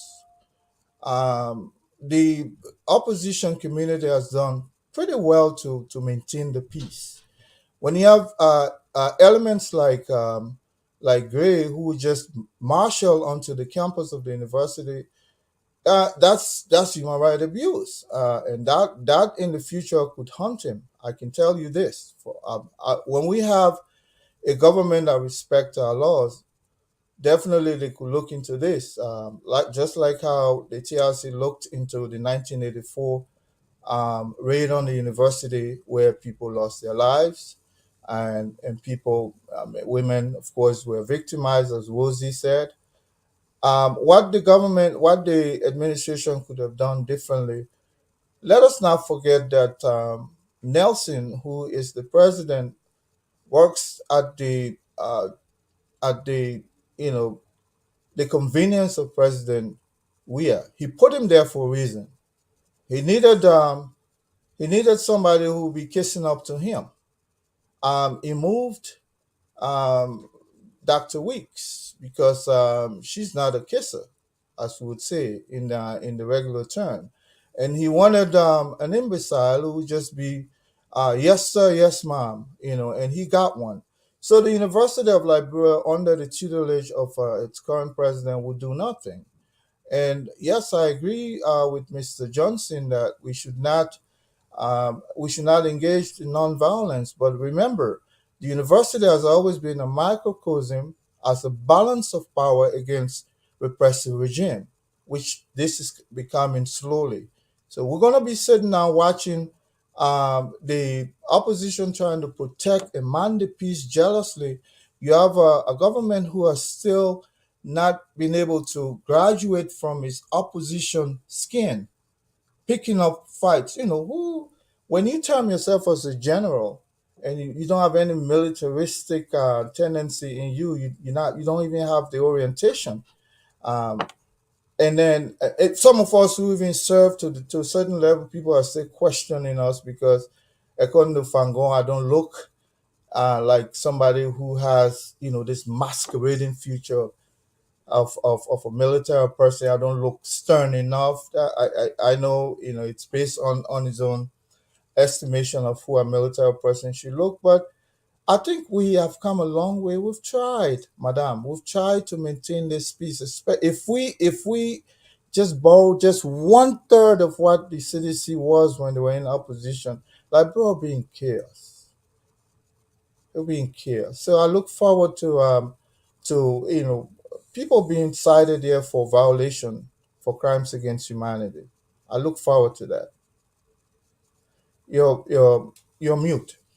I'm gonna go. Thank you, Mr. Gray. I'm actually going to go to Salamatu to make the last remark on this segment. We'll have James come and play various videos of the event today because they did an awesome job. Spoon Media team just were out there. They did a great job. And then we're going to take phone calls and then come back to discuss. When you go on the screenshots, I may be of help to tell you. Oh, absolutely. Please do. Like if it's C. McDoyan, he'll be the FDA managing director. If it's Isaka, he'll be the assistant minister and stuff like actually, that. I think we should, once Salamatu speaks, as Jim is playing, you can feel free to charm in, your knowledge of who's on the tape.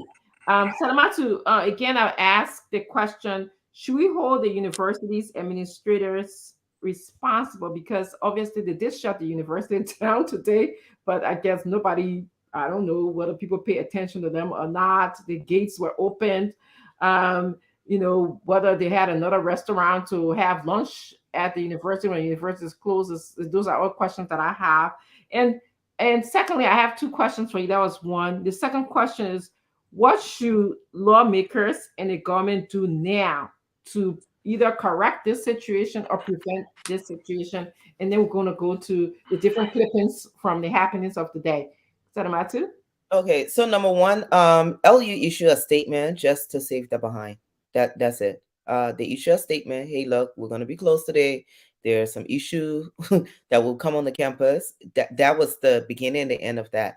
I think someone said if you shut the university down, but you open the gates to the representative who, I'm hearing that there's actually a law or policy that prevents that from happening, but you open the gate knowing you have that policy or law to the lawmakers to be able to come in there and the students as well. So the statement that they issued to me was just a statement to try to save them behind. If they're serious about student safety and education at LU, they would do something by reporting the incident, even though we saw it, but documenting it, putting it on record that this happened and we need, this done. So go to the same LMP, which is kind of redundant because when we look at our police, we look at our legislature, they all seem to be working under one government, one administration, and that is at the hands of the ruling party, CDC, or the president. So it just seemed like you have one party dictating to everybody else what to do, how to behave. But I would say this, this is a clear example of what happens when, again, we start drifting into a failed state. When you're not creating, when you're ignoring laws, the police are not there to protect the citizens, but rather they're being told what to do and protect the ruling establishment, because the ruling establishment is there to please the higher upper. There's no jobs. So you see a lot of these young guys, it were men, it were young men who remain very idle in our society because we have no jobs. The only jobs they can sort of kind of promise them are government jobs. So, no respect for the private sector to be able to create jobs for people, no respect for the private sector to be able to create an enabling environment for the private sector. Instead, you have lawmakers who are talking about their rights, and they don't even understand what their rights are versus their responsibility. His responsibility was not going onto the campus and behaving like a thug. His responsibility was to sit in the legislature. If you want to make sure, if you don't want the situation to escalate, you contact the students and you have them come to the legislature and you have a peaceful discussion. But that was not the intent of it. So we will continue to see this. And lastly, somebody posted on Facebook earlier today, and I just thought it was kind of funny but sad, and said, some of these seditions, they're very funny. While Kairos Gray were having a big party wedding in Paris, he invited none of you, but when he won't go chung rocks, he call you to come go chung rocks there. And so, this is what we see. But I will piggyback on what Mr. Gray said about using the international courts, the international laws. We sign a lot of conventions. There are a lot of laws that as a country we sign. We say we'll be a part of the global world, the global society, the global community. So we'll sign this and we'll do this in our country. And when we start violating those conventions, we have somewhere to go get redress. It may not be immediately, it may be long term, but nevertheless, the people will not be, Representative Gray will not be in power forever and ever. Start the process. He will not be in power forever. And whoever else you think violated some kind of international protocol or human rights violation, start the process. Let's start using not just our court system, but let's start using some of the laws, the international laws that we sign. Liberia has been a signatory to so many conventions. We've been in it in a long time. Even though we acting like child, the country as a whole acting like some kind of baby. Liberia was well respected. A lot of these these agencies that are actually governing other countries like the AU, ECOWAS. Liberia was at the table as founding members of these organizations. So let's start using our international partners, our international friends. The American people on the ground, they say that they're looking at you for corruption. Y'all talk to the people, y'all write them. Let's pen stuff, write it down. Interestingly, it would be good to know who have they met. Have they met any of the CDC lawmakers, or what lawmakers have the American met? So I heard they're not talking. They have not met any CDC lawmaker. I don't know how true that is, but I heard no, they're talking to some opposition lawmakers. But you know how. And what are they saying? What do they want to find out? So in due time, we'll get to discuss that and know that on this show. So James, could you please proceed with the clips from today, and Mr. Fagon will kind of give us some comments as you play it. We're going to go to the phone line at about 6:04. Just enough time for us to talk about the clips. And then I want Liberians to call in. They will call in regularly. Is that okay, James? You can text me the back and let me know. And then we're going to also take calls from the diaspora. Colonel Gray and Mr. Al Hussein will give us the numbers for now until we get things taken care of here. Good day. We want to show the clippings before we go to the phone lines. This is the student in question after he was hit.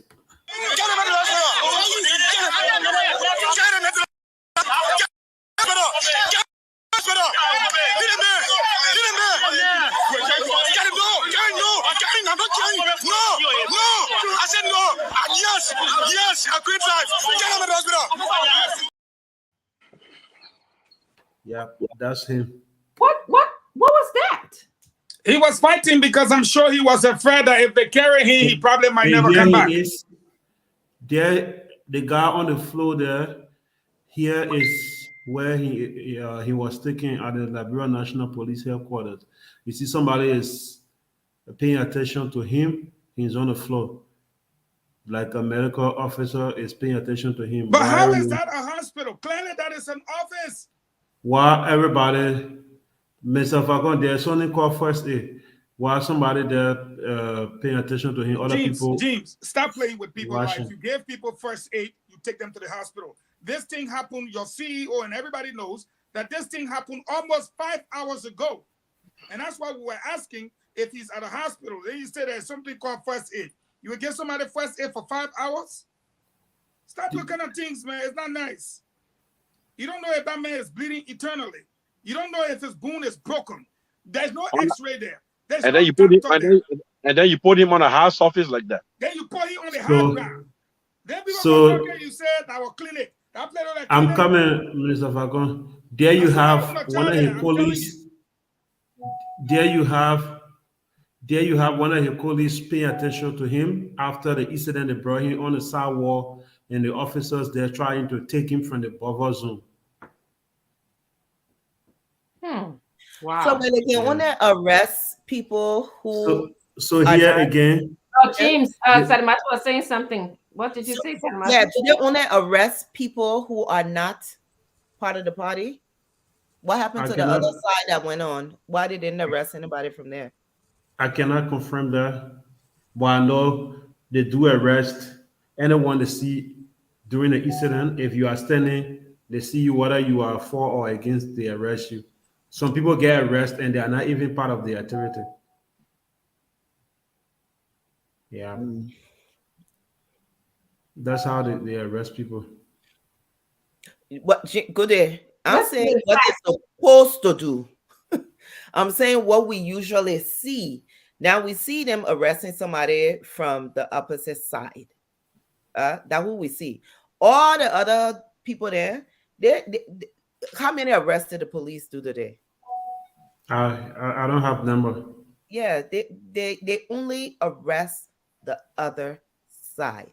They're supposed to arrest everybody, and this is not the first time we've seen this happen. That's not the first time. I don't know why we like to have selective memory. I remember when the women went out to protest and they stoned them. and they ran to Fish Market before the Invincible Park were there. And Madame came out and talked to the ladies. When she left, the president made a comment about how he saw the women protesting. And our first reaction was, whoa. So y'all saw the people cheering and getting stoned and nobody said anything? The police were the one who were pushing the people. So we've seen this happen over and over. The June 7th, and now the same thing. They said, oh, that we got a broad copad in front of the mansion. We not see it over and over. I'm just saying you to point it out that, you know what, it's beginning to look very obvious. Sometimes they need to even pretend. Let the police pretend. Grab some other people on the side. Even you take them to the police station and you let them go in of the back door. Pretend. Okay, were there other clippings, Mr. Fagon? Were there other clippings? There's screenshots of the FDA boss. There's screenshot of the deputy assistant minister for research. Can we see those, please, James? In fact, Issachar Sharif escorted Gray on the campus and invaded the campus alongside Gray. That is a sitting assistant minister. His video is available. His photograph is available. That's Issachar Sharif. They're moving with Gray in his black. When he should have been in office, he invaded the campus. Then let's go to what he said on his Facebook page. Mm-hmm. Okay? Yaka is a coward. He waited the noise to quiet down before pretending. No, now he said something worse than that. And I sent that in the chat room. Then you got C. McDonough. Okay? This is David Colette. David Colette is the assistant minister at the Ministry of Information, Culture Affairs, and Tourism. Calling Yaka Koluba a killer is like choosing Barabbas over Jesus before the council of priests. Jeez. These are the things they were writing. C. McDonough. I just put one for C. McDonough. He's the FDA managing director. Can you put that one up? You know, this is Abdul Kane, who works at the Maritime. He said the current opposition is weak and lazy, thereby shadowing herself behind misguided student groupings. But there is the other one with C. McDonough, who's calling people mosquito. This is him. At this point, I strongly believe that Fagon is severely suffering from the side effects of antidepressants. This guy is highly depressed and he needs help. But after that, now he posted something about Yaka being a mosquito and a mosquito cough finish.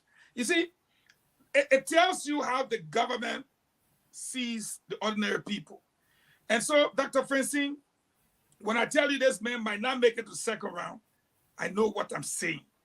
Because I was there and I know what's going on and I know what's happening right now. We're supposed to call Dr. Jeremiah Wapo of Volt.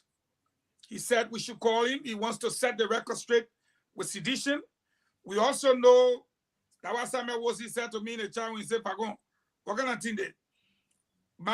Ambassador McIntosh of the CDA, whom they said join CDC, he's asking us to please call him.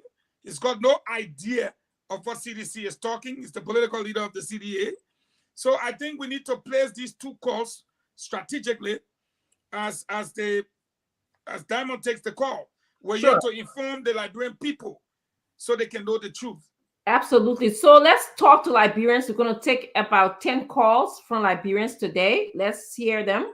We want to hear their views on what happened on LU or UL campus today. And then as we're doing that, we can take the call from Mr. Wapo and Mr. McIntosh, and then, of course, hear from diaspora Liberians or other nationals who are interested in Liberia's issue before we do our closing. Thank you. Diamond, can you take us to the calls?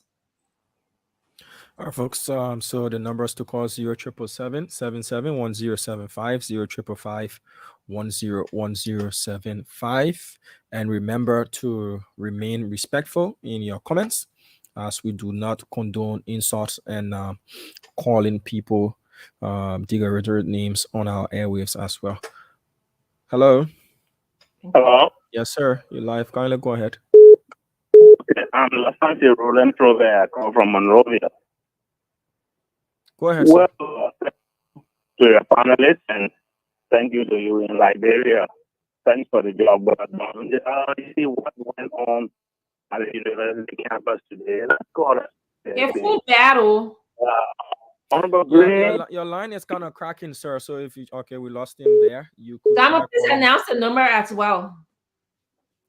Yeah, 0777-771-075, 0555-101075. Those are the numbers to call. Hello. Hello. Okay, lost that person there. The lines are buzzing. Take this person here. Hello. Hello. Hello. I don't know what's happening. We keep losing callers. Hello. Hello. Yes, sir. You live. Go ahead, please. Hello, Damo. Am I clear? You are. Go ahead, please. Oh, thank you. Thank you. Let me say good evening to the panelists for the brilliant elaboration. And first of all, for the recognition, I'm Poker Robert. And I joined you from a comfortable resident on the capital bypass. I'm very, very serious, humble, and preferred practicer.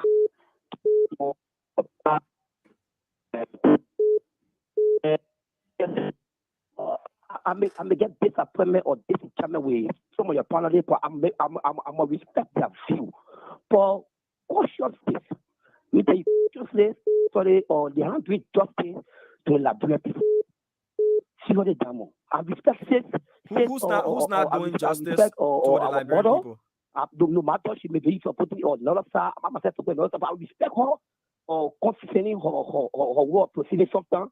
But for that issue, even my people of Fakon, youth class, the only person that on the platform, I may not know him, but he up top, it speaks volume as a patriot, a methodology that condemn the two situations.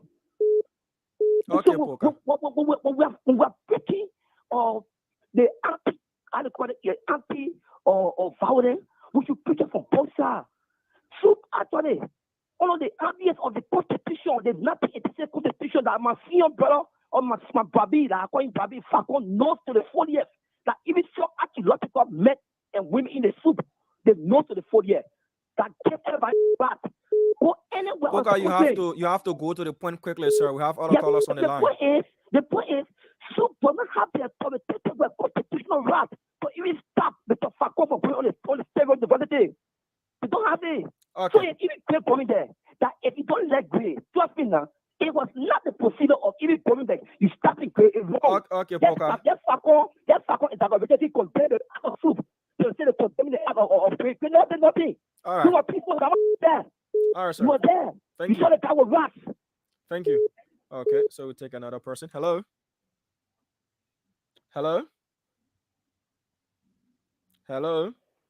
Hello. Yes, sir. You live. Go ahead, please. Yeah, my name is Calvin Gale, and I call you from my residence in Sinka. You're welcome. Go ahead. I just want to say that the mayhem caused by everything that today was uncalled for. I mean, you keep preaching that you want development in the country, you want companies to come in, and then you're creating such mayhem and chaos. There's a clear example that this government is serious, and they are not determined to do anything for the Liberian people. I mean, what woman in the federal, what was the reason? Was it to prove power? Was it to disturb the learning environment? Or to show what? I mean, it shows lack of maturity, it shows lack of direction and lack of leadership. Thank you. You're welcome. All right. Hello. 0777-771-075, 0555. I have a call on my line. 1 minute, Conor Gray. Hello. Hello. Hello to you on the line. All right, Conor Gray, you can take whoever said they had a caller so that I can go back to the Caller, what's your name and where you calling from? Robert Gay. You have to come closer to the microphone. I'm not. Yeah, my name is Robert Gay. I'm calling from Philadelphia. Yeah, go ahead, Mr. Gay. Yeah, I have a question. I want everybody, first of all, I want to say thanks to the panelists and everybody on the book. Are you hearing me, sir? Yeah. Faintly, though, but try. Okay. I'm calling from Philadelphia. Okay, go ahead. I'm proud of you guys, the Liberians, to have their own station, television station for people to listen to them. I'm proud of that. I have a question. Go ahead. My question is to you, to the Liberian people. When will we learn?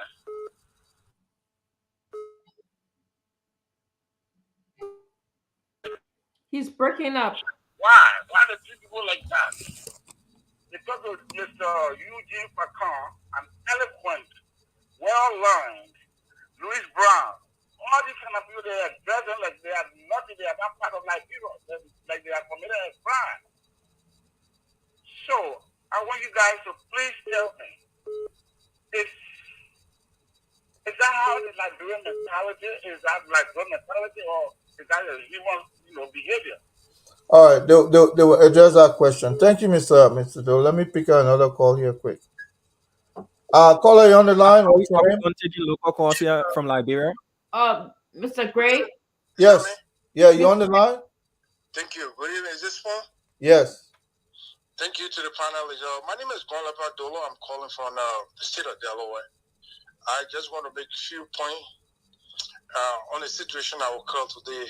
One thing I would say is that the government cannot win students in Africa. I did not attend the school. I did not attend the University of Liberia. I attended the University of Abidjan. And in 1992, the then Secretary General, Guillaume Soro, today who served as former Prime Minister for Ivory Coast, when Alassane Ouattara came on to stabilize the economy of Ivory Coast, he said, we the students, at which time we're paying 5,000 CFA, is like $10 for the bus. And we said, we're not going to pay the money. And he said, you don't pay, then you won't go to school. We said, we'll go to school. And we protested. I wish time they lived where he was alive. He said, well, Alassane Ouattara, you get a country. And when we did all that, we protested, close the school down. I said, but then close the school down. But when Alassane Ouattara did finally, he invited the Secretary. Can the caller wrap it up, please? Yeah, he invited the Secretary General and it went for discussion. All the government of Liberia will do is to talk with the student. But what Gray did, it was wrong. And Yeke did nothing wrong. Yeke went and told the person the best thing to do is let us go and vote. That's the only thing. So Gray was wrong. Gray was showing what? He was showing power, that we empower do this. But the government cannot win students in any part of Africa. Thank you. Thank you, Mr. Joe. Mr. Gray, can you hold on? I really want Liberians to speak to us. I want Diamond Slanka to continue. And then from there, we'll transition on to the diaspora callers, okay? So all those who are calling Mr. Gray's number, please hold on. I beg for your patience in this. Yes, Diamond, please go ahead.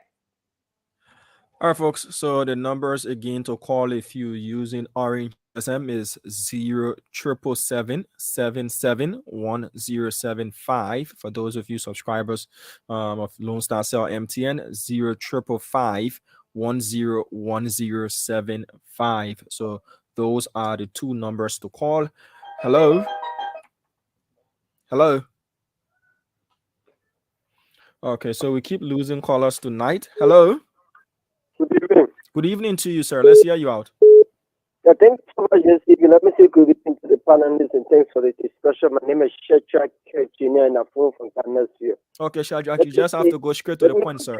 Let me condemn the action of Representative Biden Student Unification Party on the grounds of University of Nigeria. I think Representative Green action to take care of our mass practice in people's days and take Liberia to. Okay, we lost that caller again. Let me go. You are not losing caller, my friend. Let me tell you what's going on. Your station is being jammed. It used to be jammed when I was deputy minister by Sheikh Sakor.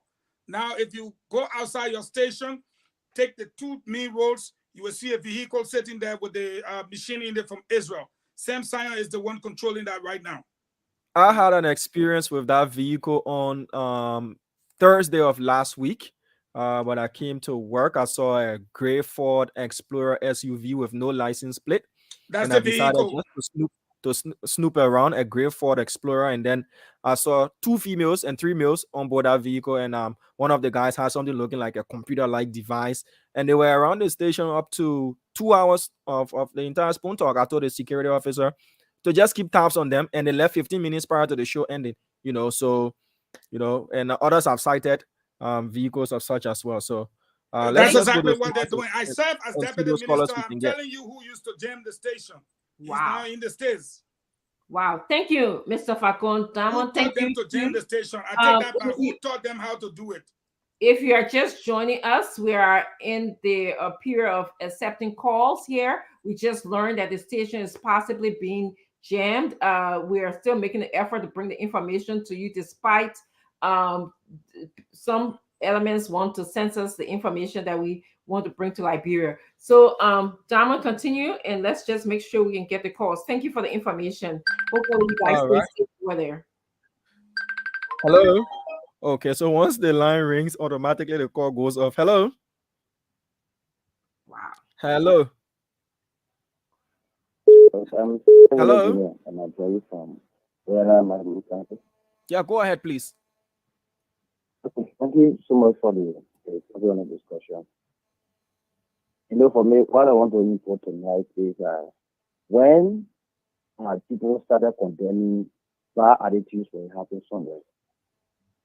Because what I noticed is that when the attitude is from the other side, nobody will condemn the attitude when it's from the government side. Don't think this is how we want for our country to proceed. A certain party does wrong, nobody laughs at them, nobody condemns them. But when it comes from the government side, people condemn it for the opposite. And I don't think Liberia, our country, this is the only country we have. I don't think this thing should be happening continuously in this country. When people were being thrown out by these very students from the University of Liberia, prominent people in this country, the act was never condemned. Nobody ever to laugh at the students and what they were wrong. Nobody ever said anything. So if somebody comes now and maybe retaliate, then everybody want to condemn it. We would not like to see our country going like this. Please. All right, sir. Thank you. Thank you for your input. Hello. Hello. Okay. So the issue is with the orange line. Let's take this person from the Lone Star line. Hello. Yes. Good evening. Go ahead, sir. Thank you. My name is Mohammed M. Kanachi. I speak to you from December 16 on the Bush Adam, Malaka community. Let me say good evening or good morning to the panelists from the diaspora, Mr. Pagon and the council for TNC. You know, we condemn a situation that occurred today. But let me be very bold and honorable to in this country. Liberia is greater than each and every one of in this country. Okay? But the fact of the matter with me in the country is Honorable Moses Akarazgui is not greater than this country. I'm following any other citizen in this country. What he do today, the state one university, it was very, very much wrong. You will not take the point of resources, you go, you pay huge amount of so goes there, everything behind you at the state one university campus, then you try to carry violence at that institution. That institution is a government money order. But in case people come to die today, who should be accountable? Is not here Honorable Gray? Okay. Because if you say, you know, some of the things, and if you know that you need to chair on executive. So that would be a call for of the House of Parliament. Honorable. Okay, so you just have to wrap up quickly. Yeah, Diamond, this brings us to the end of accepting calls from Liberians in Liberia.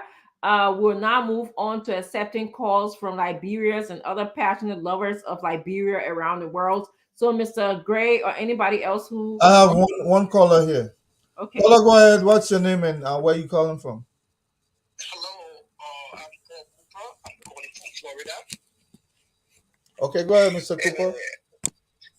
Okay, I just want to first thank the panelists for the discussion tonight. I'm highly disappointed as a Liberian, seeing the images, seeing what happened today. I don't know what the government think they are sending out there. What message are they sending out there? Do the government think that international investors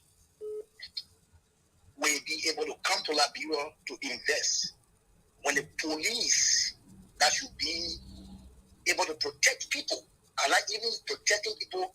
They are being used as a party police. Where are we heading as a country? Where are we heading as a people? Mr. Since Cooper. 1847 to this day, where are we heading with this kind of thing? You heard, my brother. We got other calls coming through. Thank you so much for your call. Yeah.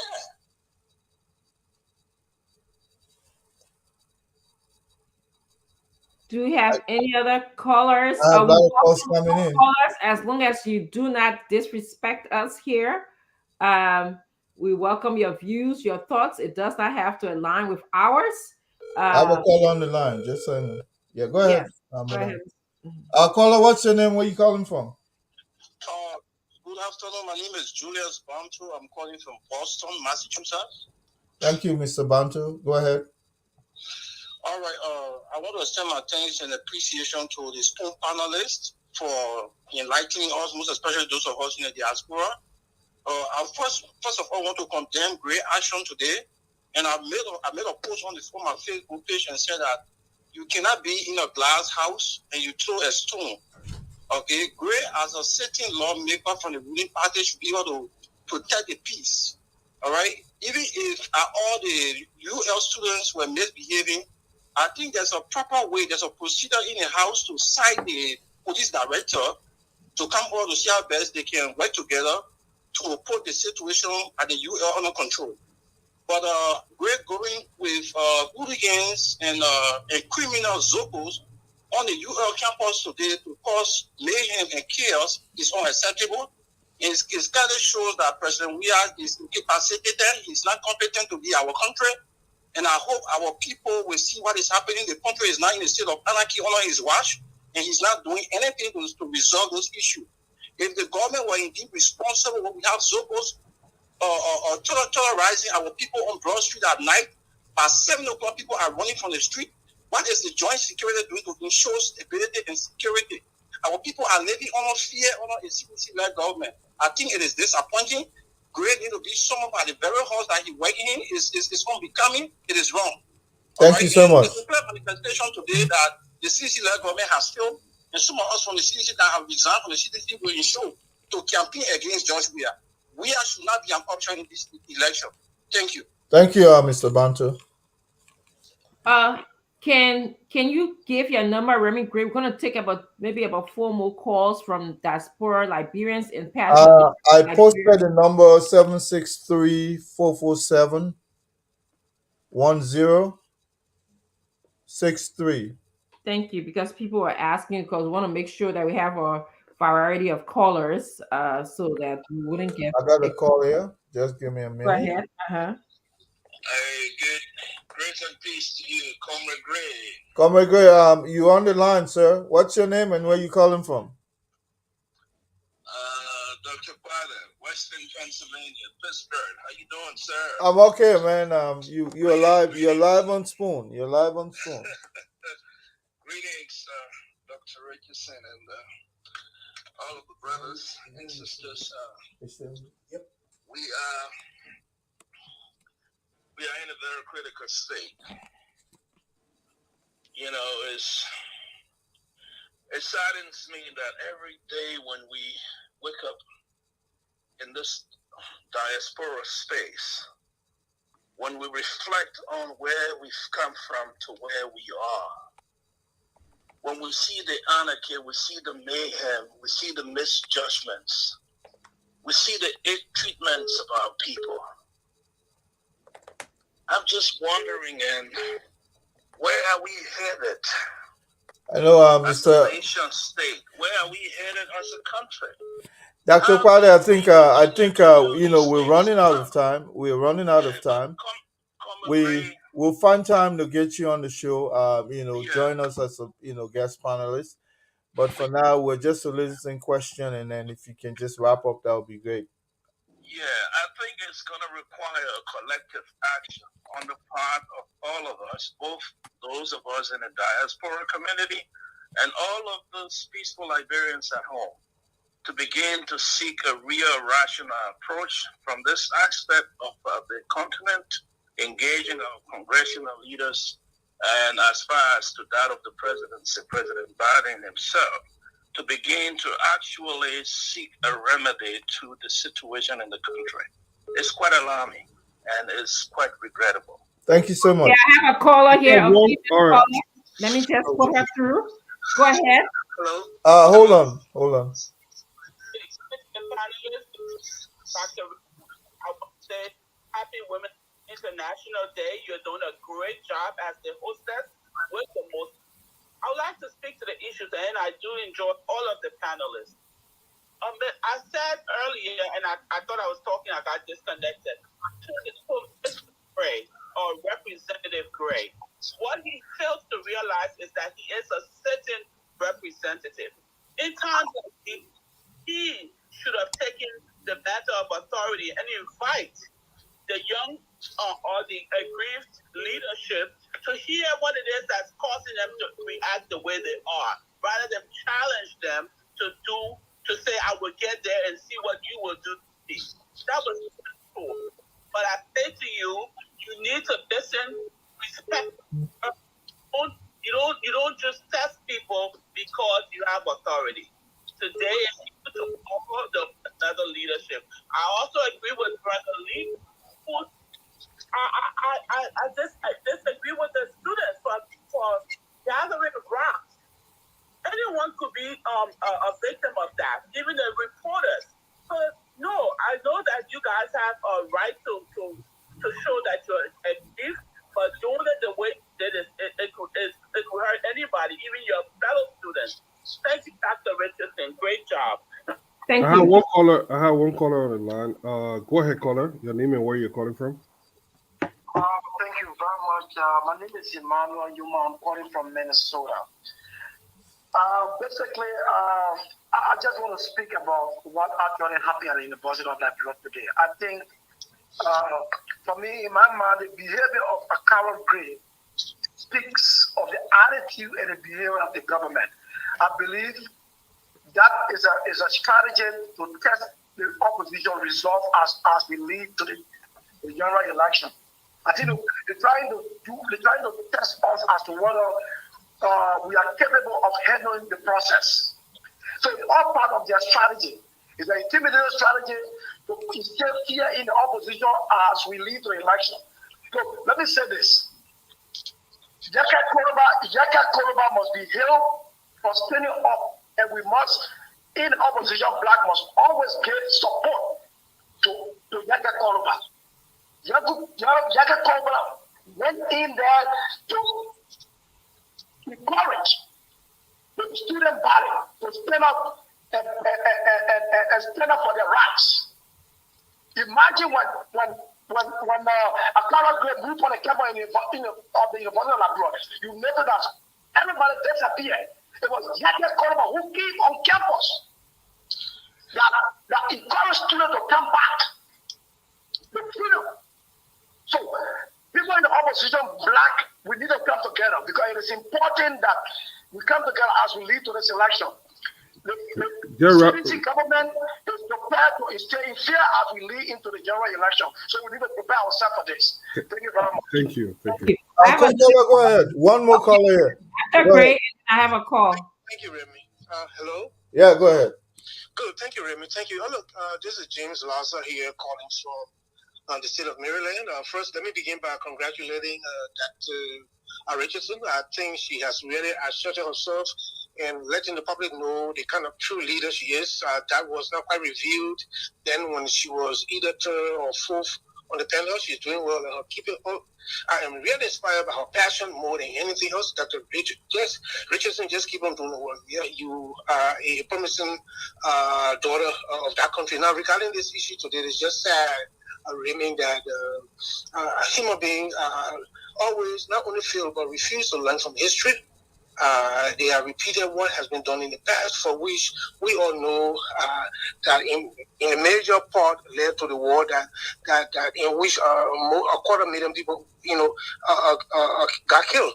So today, I think it's right to say today was, while the last time was Grady Allison, another Gray, who actually calls for the military to invade the university campus. Today, another Gray is at the front of this heinous act committed against the students and the people of Liberia. I think Leo Johnson will need to learn a little bit more. I probably think he has never ever participated in protests. He doesn't know what the essence of protest is.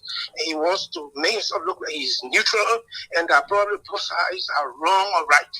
Never can there be two sides on opposing positions be right on the same question. Students worldwide in the United States, sometimes in a single year, there can be 450 student protests. Often it is campus-based concerning faculty hiring, diversification, or campus-based conditions or so. And sometimes, in fact, more often, it is concerning national issues such as human rights, gay issues, economic conditions, and war. If you are not war, ended in America here because young people got in the street and oppose their leaders. So the University of Liberia students must be praised, commended for their gallant position to stand for what their families are suffering. Their people, most of the students were the poor students coming from the interior, and they know that their people are suffering. They have a right to speak as long as they don't carry guns. And we know that they went up there today, and the university authority went and appealed to them, and upon that, they all dispersed. It tells you that there is no ulterior motive. I think it's sad if anyone accusing the students of being influenced by politicians. That is to suggest that even university students lack the capacity, the faculty to think for themselves. That's not right. And I stand with the students, and in time to come, the students will be proven right as they have always proven right on the side of this. And I want to I'm going to take the last call here, and then we're going to move on to our closing comments. Paula, please go ahead and speak. Hi, Dr. Richardson, and hi to the panel. This is Melvin Howard. You know I'm part of this panel, just that I've been busy. Well, I called to make my input with regards to the situation today at the university campus. I served as former national president for the Alumni Association of the UAE Americas. I think the move by Mr. Gray today, I mean, should be condemned by all well-meaning Liberians. They have a saying, two wrongs cannot make one right. No well-meaning Liberian will support violence, including myself. I mean, students with these students, we know what the students did for the past time. For me personally, I don't condone that, but I think the move by Mr. Gray was not very called for. And just to give the panel, the Liberian more information, Mr. Gray is not only a lawmaker, he served on the board of trustees of the University of Liberia. So if you're on the board of the trustee and you're carrying a bunch of people who are not members of the school, who are disabled out of school, it sent a bad message as a leader. So again, to my young brother Leo, I will say this to you. As I listen, you say everybody wrong. No, everybody in this situation, everybody's not wrong. The student did theirs. Mr. Gray can lobby with folks in the house, including my friend and brother Dixie Sibo. They on the trustee board. They could summon the university president, bring the student, and let us dialogue. But instead of him taking the laws into a hand, that was totally wrong. So I want to call on the Speaker Buffalo Chimas, to at least set up a committee to investigate on Gray. He's not above the law. If he found guilty, they can remove him from that trustee position and let us have senator within the country. Thank you, caller. Thank you. Okay, we are now going to move into our closing comments. It is 6:29 at this moment because we give Liberians a lot of time to speak to us today. So we should please keep our closing comments within a 2-minute mark. I'm going to start with Salimatu. Salimatu, go ahead and give us your closing thoughts. Matu, are you here with us? Or okay, we'll go over to Mr. Facon. You should take us home. Mr. Johnson, I'm going to go over to you to give your closing thoughts. Yeah. Oh, thank you. And it's great hearing from everybody. I will repeat.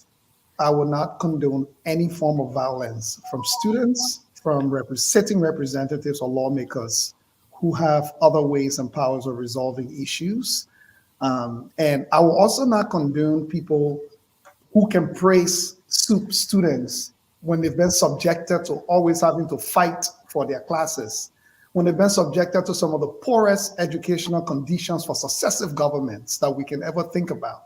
I don't see the same level of anger from the Liberian population on behalf of SUP students who are struggling, have struggled to fight for education, the basic things, except when they stand against the politics of the day. Then all of a sudden, especially when violence is involved, then we want to sympathize. No, I sympathize and empathize with SUP students because they've been subjected to some of the poorest education services in the country, which is why it's leading to what is happening today.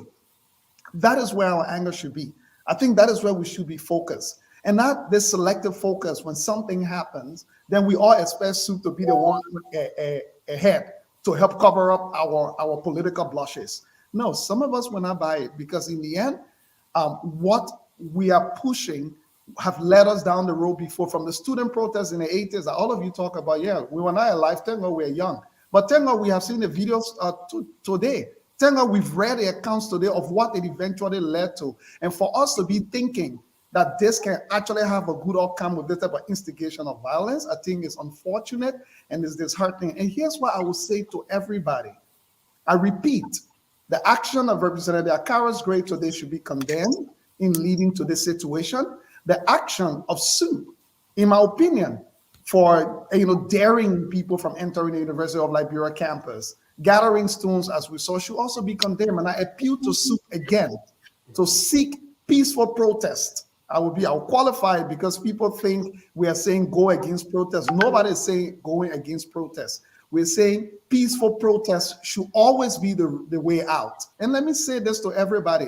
The sooner we can start to see the outrage from Liberians about the existing under successive government deplorable conditions of education in Liberia, it is because of the lack of proper facilities on the University of Liberia campus, and also for those of our brothers and sisters who have been in government, who now want us to agree that everything they know and we don't know, unfortunately, defended this as well.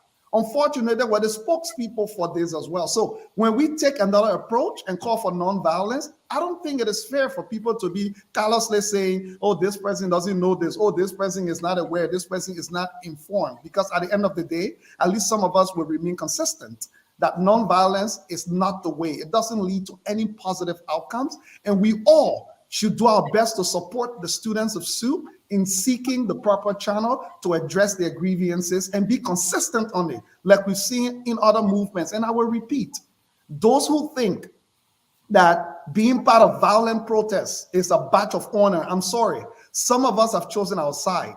We will never be part of violent protests. If we have to protest, we will seek every opportunity to do it peacefully in ways that can get us to an amicable and civil solution without leading to some of the negative outcomes that led our country down to over 14 years of civil war. And we are still trying to repeat the same old thing, thinking that the removal of one government or thinking that protesting violently and making a point is actually an outcome. It gives you instant gratification. It does not give you a long-term sustainable outcome. Long-term sustainable outcomes are sought through peaceful dialogue and civil engagement all the way through. Thank you.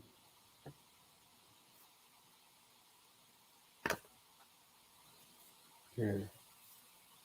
We can't hear you. Muted. You muted. Sorry, Sadamacha, I want to refer back to you to do your closing comments. Okay.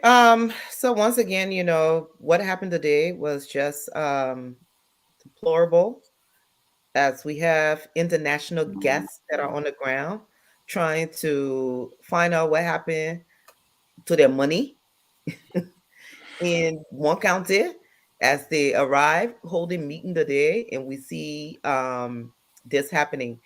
In addition to the U.S. Treasurer in Liberia, we also have a group of people coming to monitor our elections, right? Some 200 people that are being sponsored by the United States to come and monitor not just the elections, but the voters registration process.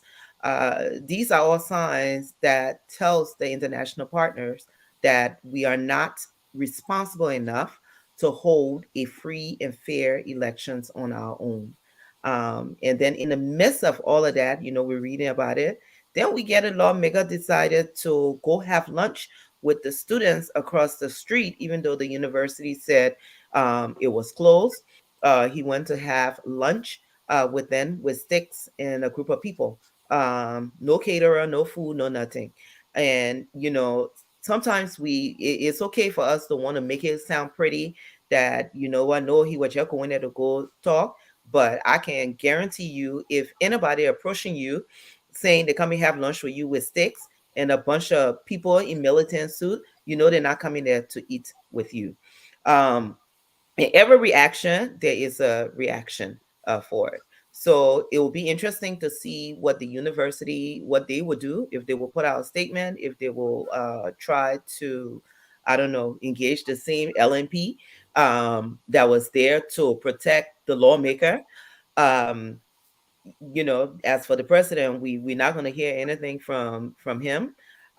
So it's just that. But again, no jobs in the country. The lawmakers who are supposed to be making laws, the executive branch, who are supposed to be trying to create jobs for these young people, they're behaving as if they're in opposition, fighting for only God knows what. You're not in opposition anymore, current administration. You're not in opposition. You're supposed to be governing. That's what you're supposed to be doing. You ran for power to govern, and you're supposed to govern properly. And they haven't shown us anything. There's no jobs being created. They're not doing anything for the private sector to be able to function to create jobs. Instead, it's easy for them to grab a bunch of young guys who are idle, who are unemployed, to go cause problem on a campus. So with that said, we will continue to pray for Liberia. Someone say you need to stop praying because a little prayer not working. But we'll continue to pray because that's all we can do at this point is pray for our country. And for the opposition, I would say, we need to wake up. We need to wake up. We need to, as Al Hassan said, try find a room and go sit down inside and try to mend whatever issues we have and come together to be able to govern, take power, and govern properly.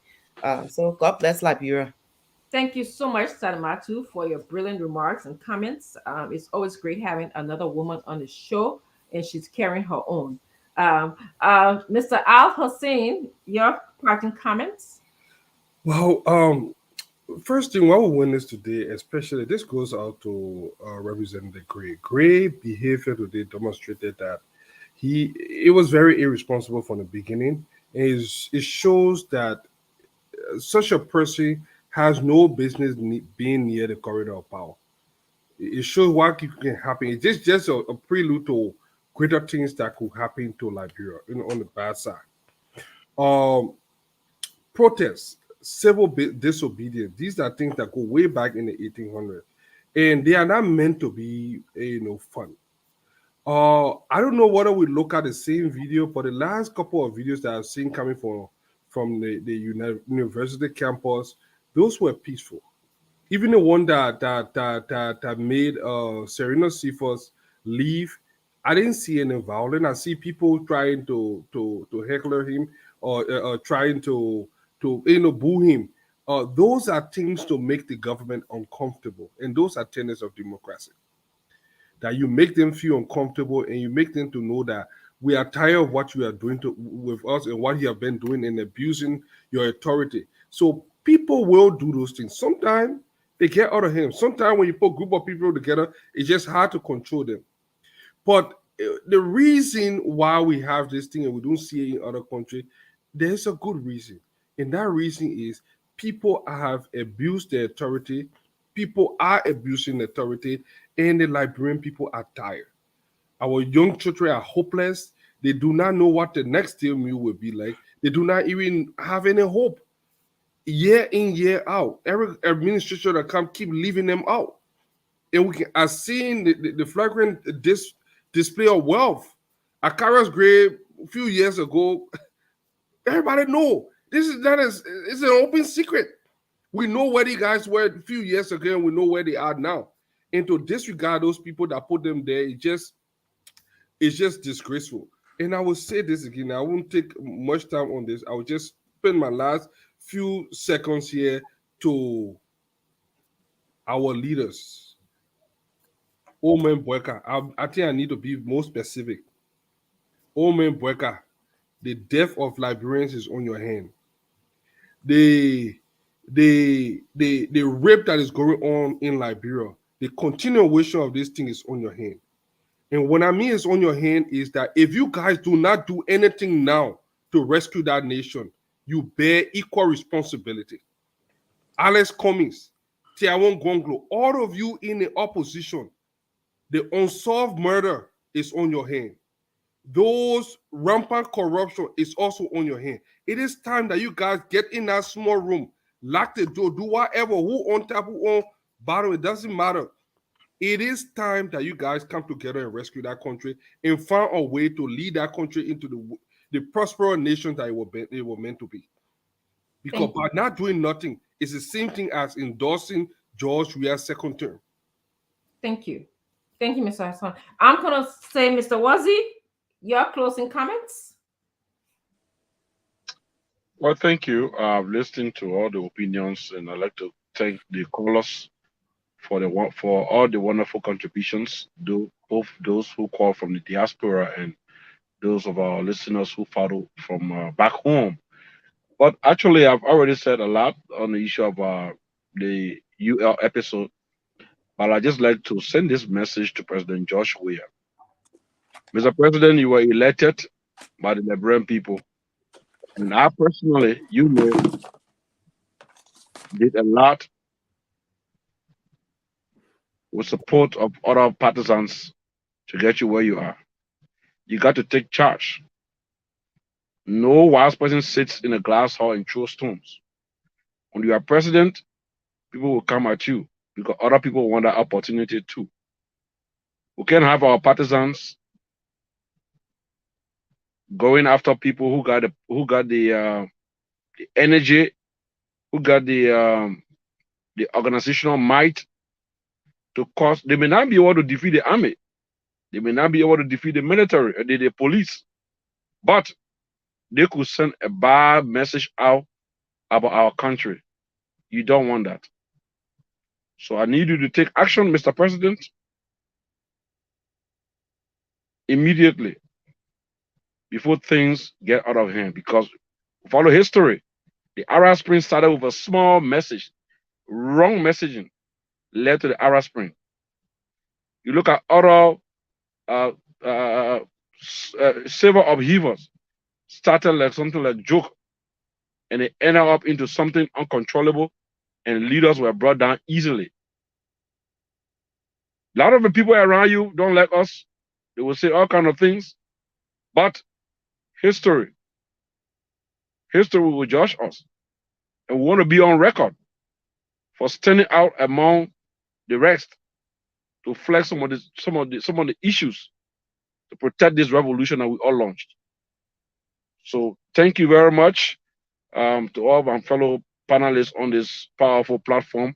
I want to say thank you, and we are here for Liberia, and not on the basis of our political alignment, but in the best interest of our nation. So I want to encourage our followers to keep listening to this show and to follow us on social media, and to also furnish us with any information or issue of concern that will help to make our country a better nation.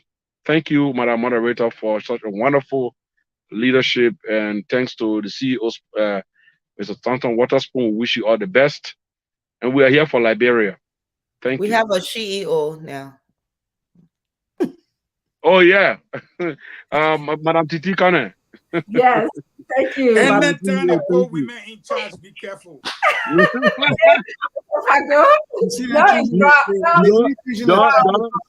ain't level to go around their small power when you give it to them. Don't play, right? Small power you get in, attend to super They power. even changing the official title to CEO. And let me just make my closing before I exert more power here. You didn't with Remy Gray? Oh, I'm sorry, Mr. Gray. Sorry. I told you about the power. I'm sorry, Mr. Gray. Well, apparently the madam don't want me on the show anymore. So No. That's not true, Mr. Gray. You will be the last person, ANC Gray. Y'all got, according to y'all got similarities. Mr. Gray, you know, there's a classical say that say offense may come, but woe to the source.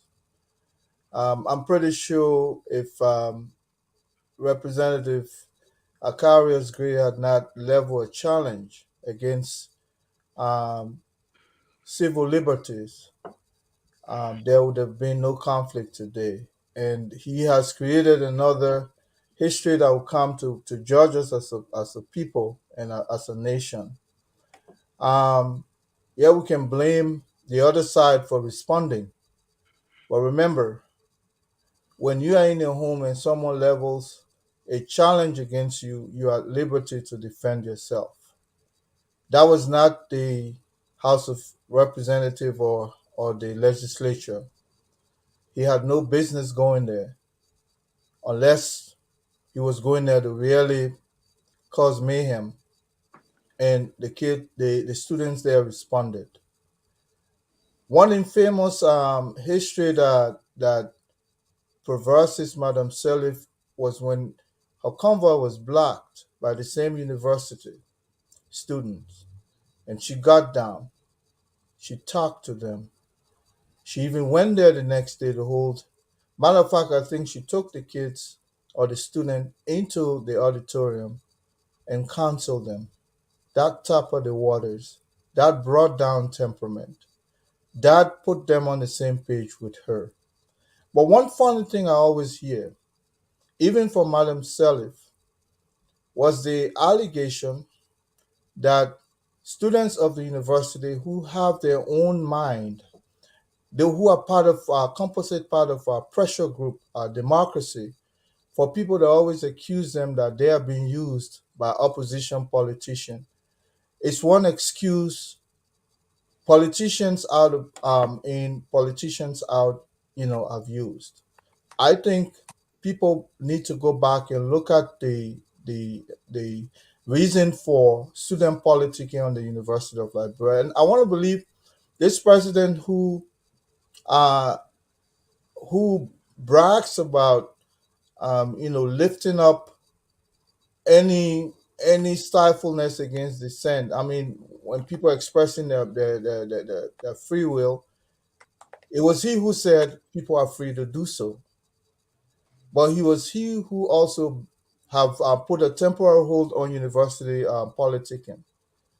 If I can remember, I think that ban is still ongoing. The university students are not free to participate to carry on their own student campus politics, which is a composite part of the University of Liberia. And you can blame the students all you want, but remember that which brought you to power, it was those very students who challenged the status quo in the 1980 that brought Samuel Doe. It was the same student who challenged Samuel Doe that created Taylor. It was the same student who challenged Taylor that brought Madam Sirleaf, today a boy from the slum that could have never happened before the 1980s, is president. If you don't appreciate what students have done for that country, you must go back and read. I know anything you want to hide in a book for President Weah, just hide it in the book.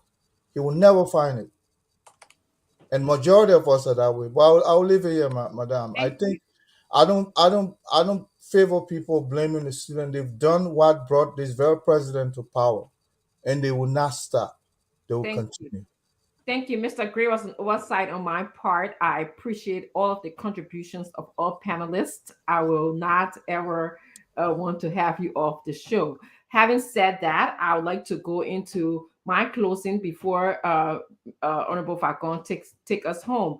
I want to speak about leadership because I've had the blessing of being a leader in two capacities: one as a tenure professor at my university, and one as a licensed psychologist.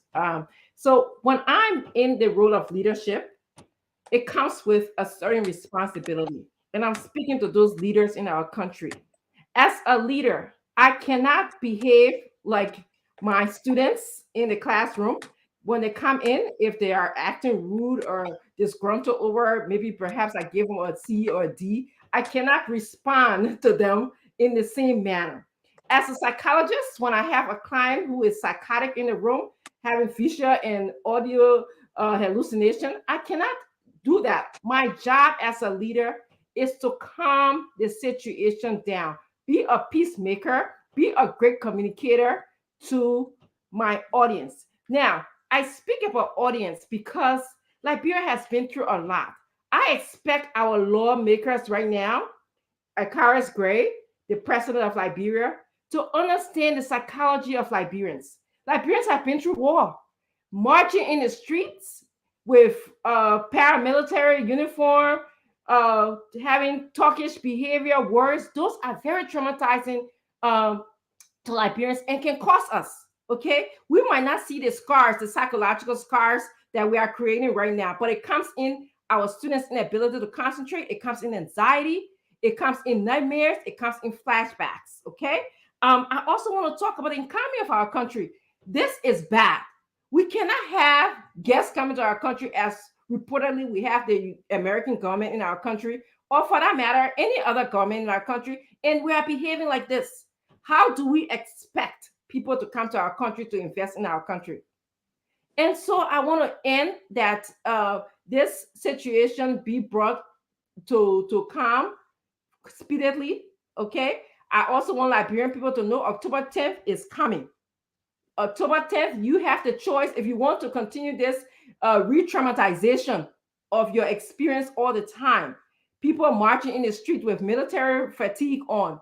When violence can just escalate, then you have the choice to vote for what you have now, or you can vote for somebody else. I want to thank all of you panelists here today. Really appreciate the diversity of views. We ask everybody to call in and express your opinion. This network does not belong to any political party, contrary to what you guys think. I want to thank Rodney Sieh for coming in to speaking to us about his book, George Weah, The Story of Africa's Footballer President. I want to thank all of the callers. Also want to thank Spoon Network journalists for the excellent job they did today. Mr. Fagon, please take us home. Thank you, Madam Moderator and new head of the panel, who have now decided that all men must submit immediately. That's okay, I take it. Men have been doing this for a long time. But on a very serious note. Effective immediately, right? Yes. I like for individuals who are bent on doing the dirty work of this government to take note. And I said this to me in defense of our station and our network, that you will sit in the car to jam a station and you think the government of Liberia will be charged and taken to court and prosecuted and jailed. You are mistaken. We know who you guys are, and we want to say this to you. Article 15 of the Liberian Constitution, yeah, right in my hand. It says that every person, and I'm reading from the Constitution, Article 15, A, every person shall have the right to freedom of expression, being fully responsible for the abuse thereof. The right shall not be curtailed, restricted, or enjoined by government, save during an emergency declared in accordance with this Constitution. B, which is very important for why I'm speaking to this. The right encompasses, that is, the right includes these things. The right encompasses the right to hold opinions without interference, which we are doing here. And you are jamming our station, you are interfering with our opinions. And the right to knowledge. The people listening to us are learning. It includes freedom of speech and of the press. You are jamming our talking. And we are a media institution. Now, academic freedom to receive and impart knowledge and information, and the right of libraries to make such knowledge available. It includes non-interference. It includes non-interference with the use of the mail, telephone, telegraph, so forth and so on. All of you sitting in that car and violating the laws of our country, when you are exposed tomorrow in the next government, you will be cuffed, taken to court, and prosecuted for your individual action. And I need specifically Omen Sam Sion to take note of Article 15. He should read it tonight before he goes to bed and knows that he is in complete violation of the Constitution. Now, let me go quickly, having backed up this network. Folks, Akara's grade today was not provoked. This situation happened on the campus with Aloysius Howard, condemned by one of our panelists, Leo Nyampulu Johnson. The university took action, correct me if I'm wrong, to suspend one of the students, true or false, without even investigating him. We had gone past that. No one should sit here and condemn the students. They paid a price for it. They were dealt with by the administration, and we went past it. To have a lawmaker hire talks, pay them, march through the streets, and invade the university campus, and we should sit down here and blame both sides when one side have already paid the price and have been punished and have been dealt with? Come on. But I will say this in my closing to all Liberians listening. If you've never seen a formidable opposition before, let not your hearts be troubled. The technical committees are being formed. I will start giving you their names by Thursday. They are coming from each and every individual party of those that are willing to become part of the alliances.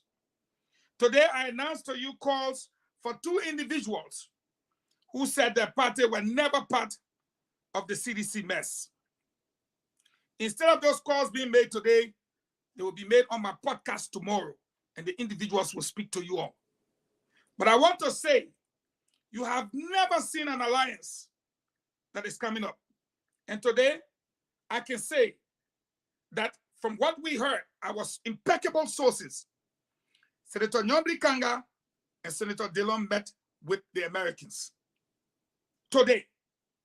I also want to inform you all that the Speaker of the House, along with Senator Nyombri, will be coming to the United States to attend the National Democratic Institute project here. The opposition is working. Never mind, you see me and Salimatu joking, or me and Tata Francine playing. When the nut is closed, you will sit to where you are and say, we did not know Zion Train was on its way. So let me assure Liberians, if you think the opposition is sleeping, wake up. It's just a matter of time. Because if you cannot win Lofa and you cannot win Nimba, let me start all over, Doctor. If you cannot win Lofa, where JMB is from, if you cannot win Nimba, where PYJ and Jeremiah Kuhn is from, if you cannot win Bong, where Slonte, Yala, Prince Moi, and Witopa is from, if you cannot win Magibi, if you cannot win Monserrato, not even Jesus Christ can give you the presidency. I respectfully submit, and I want to thank all Liberians. This station is yours. Enjoy it because Stanton gave it to you. George Weah was not the one that gave it to you. Nobody gave it to you. Stanton Witherspoon said it's yours, and nobody will take it from you. We'll die before that happens. Thank you. Have a wonderful day. Thank you. Goodbye, viewers. Come back again tomorrow for another spirited episode of Spoon Talk. Thank you. Bye-bye. Good night.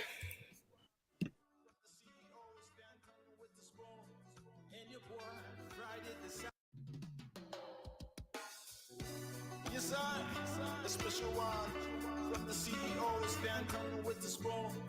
And your boy, Friday the South and Bend.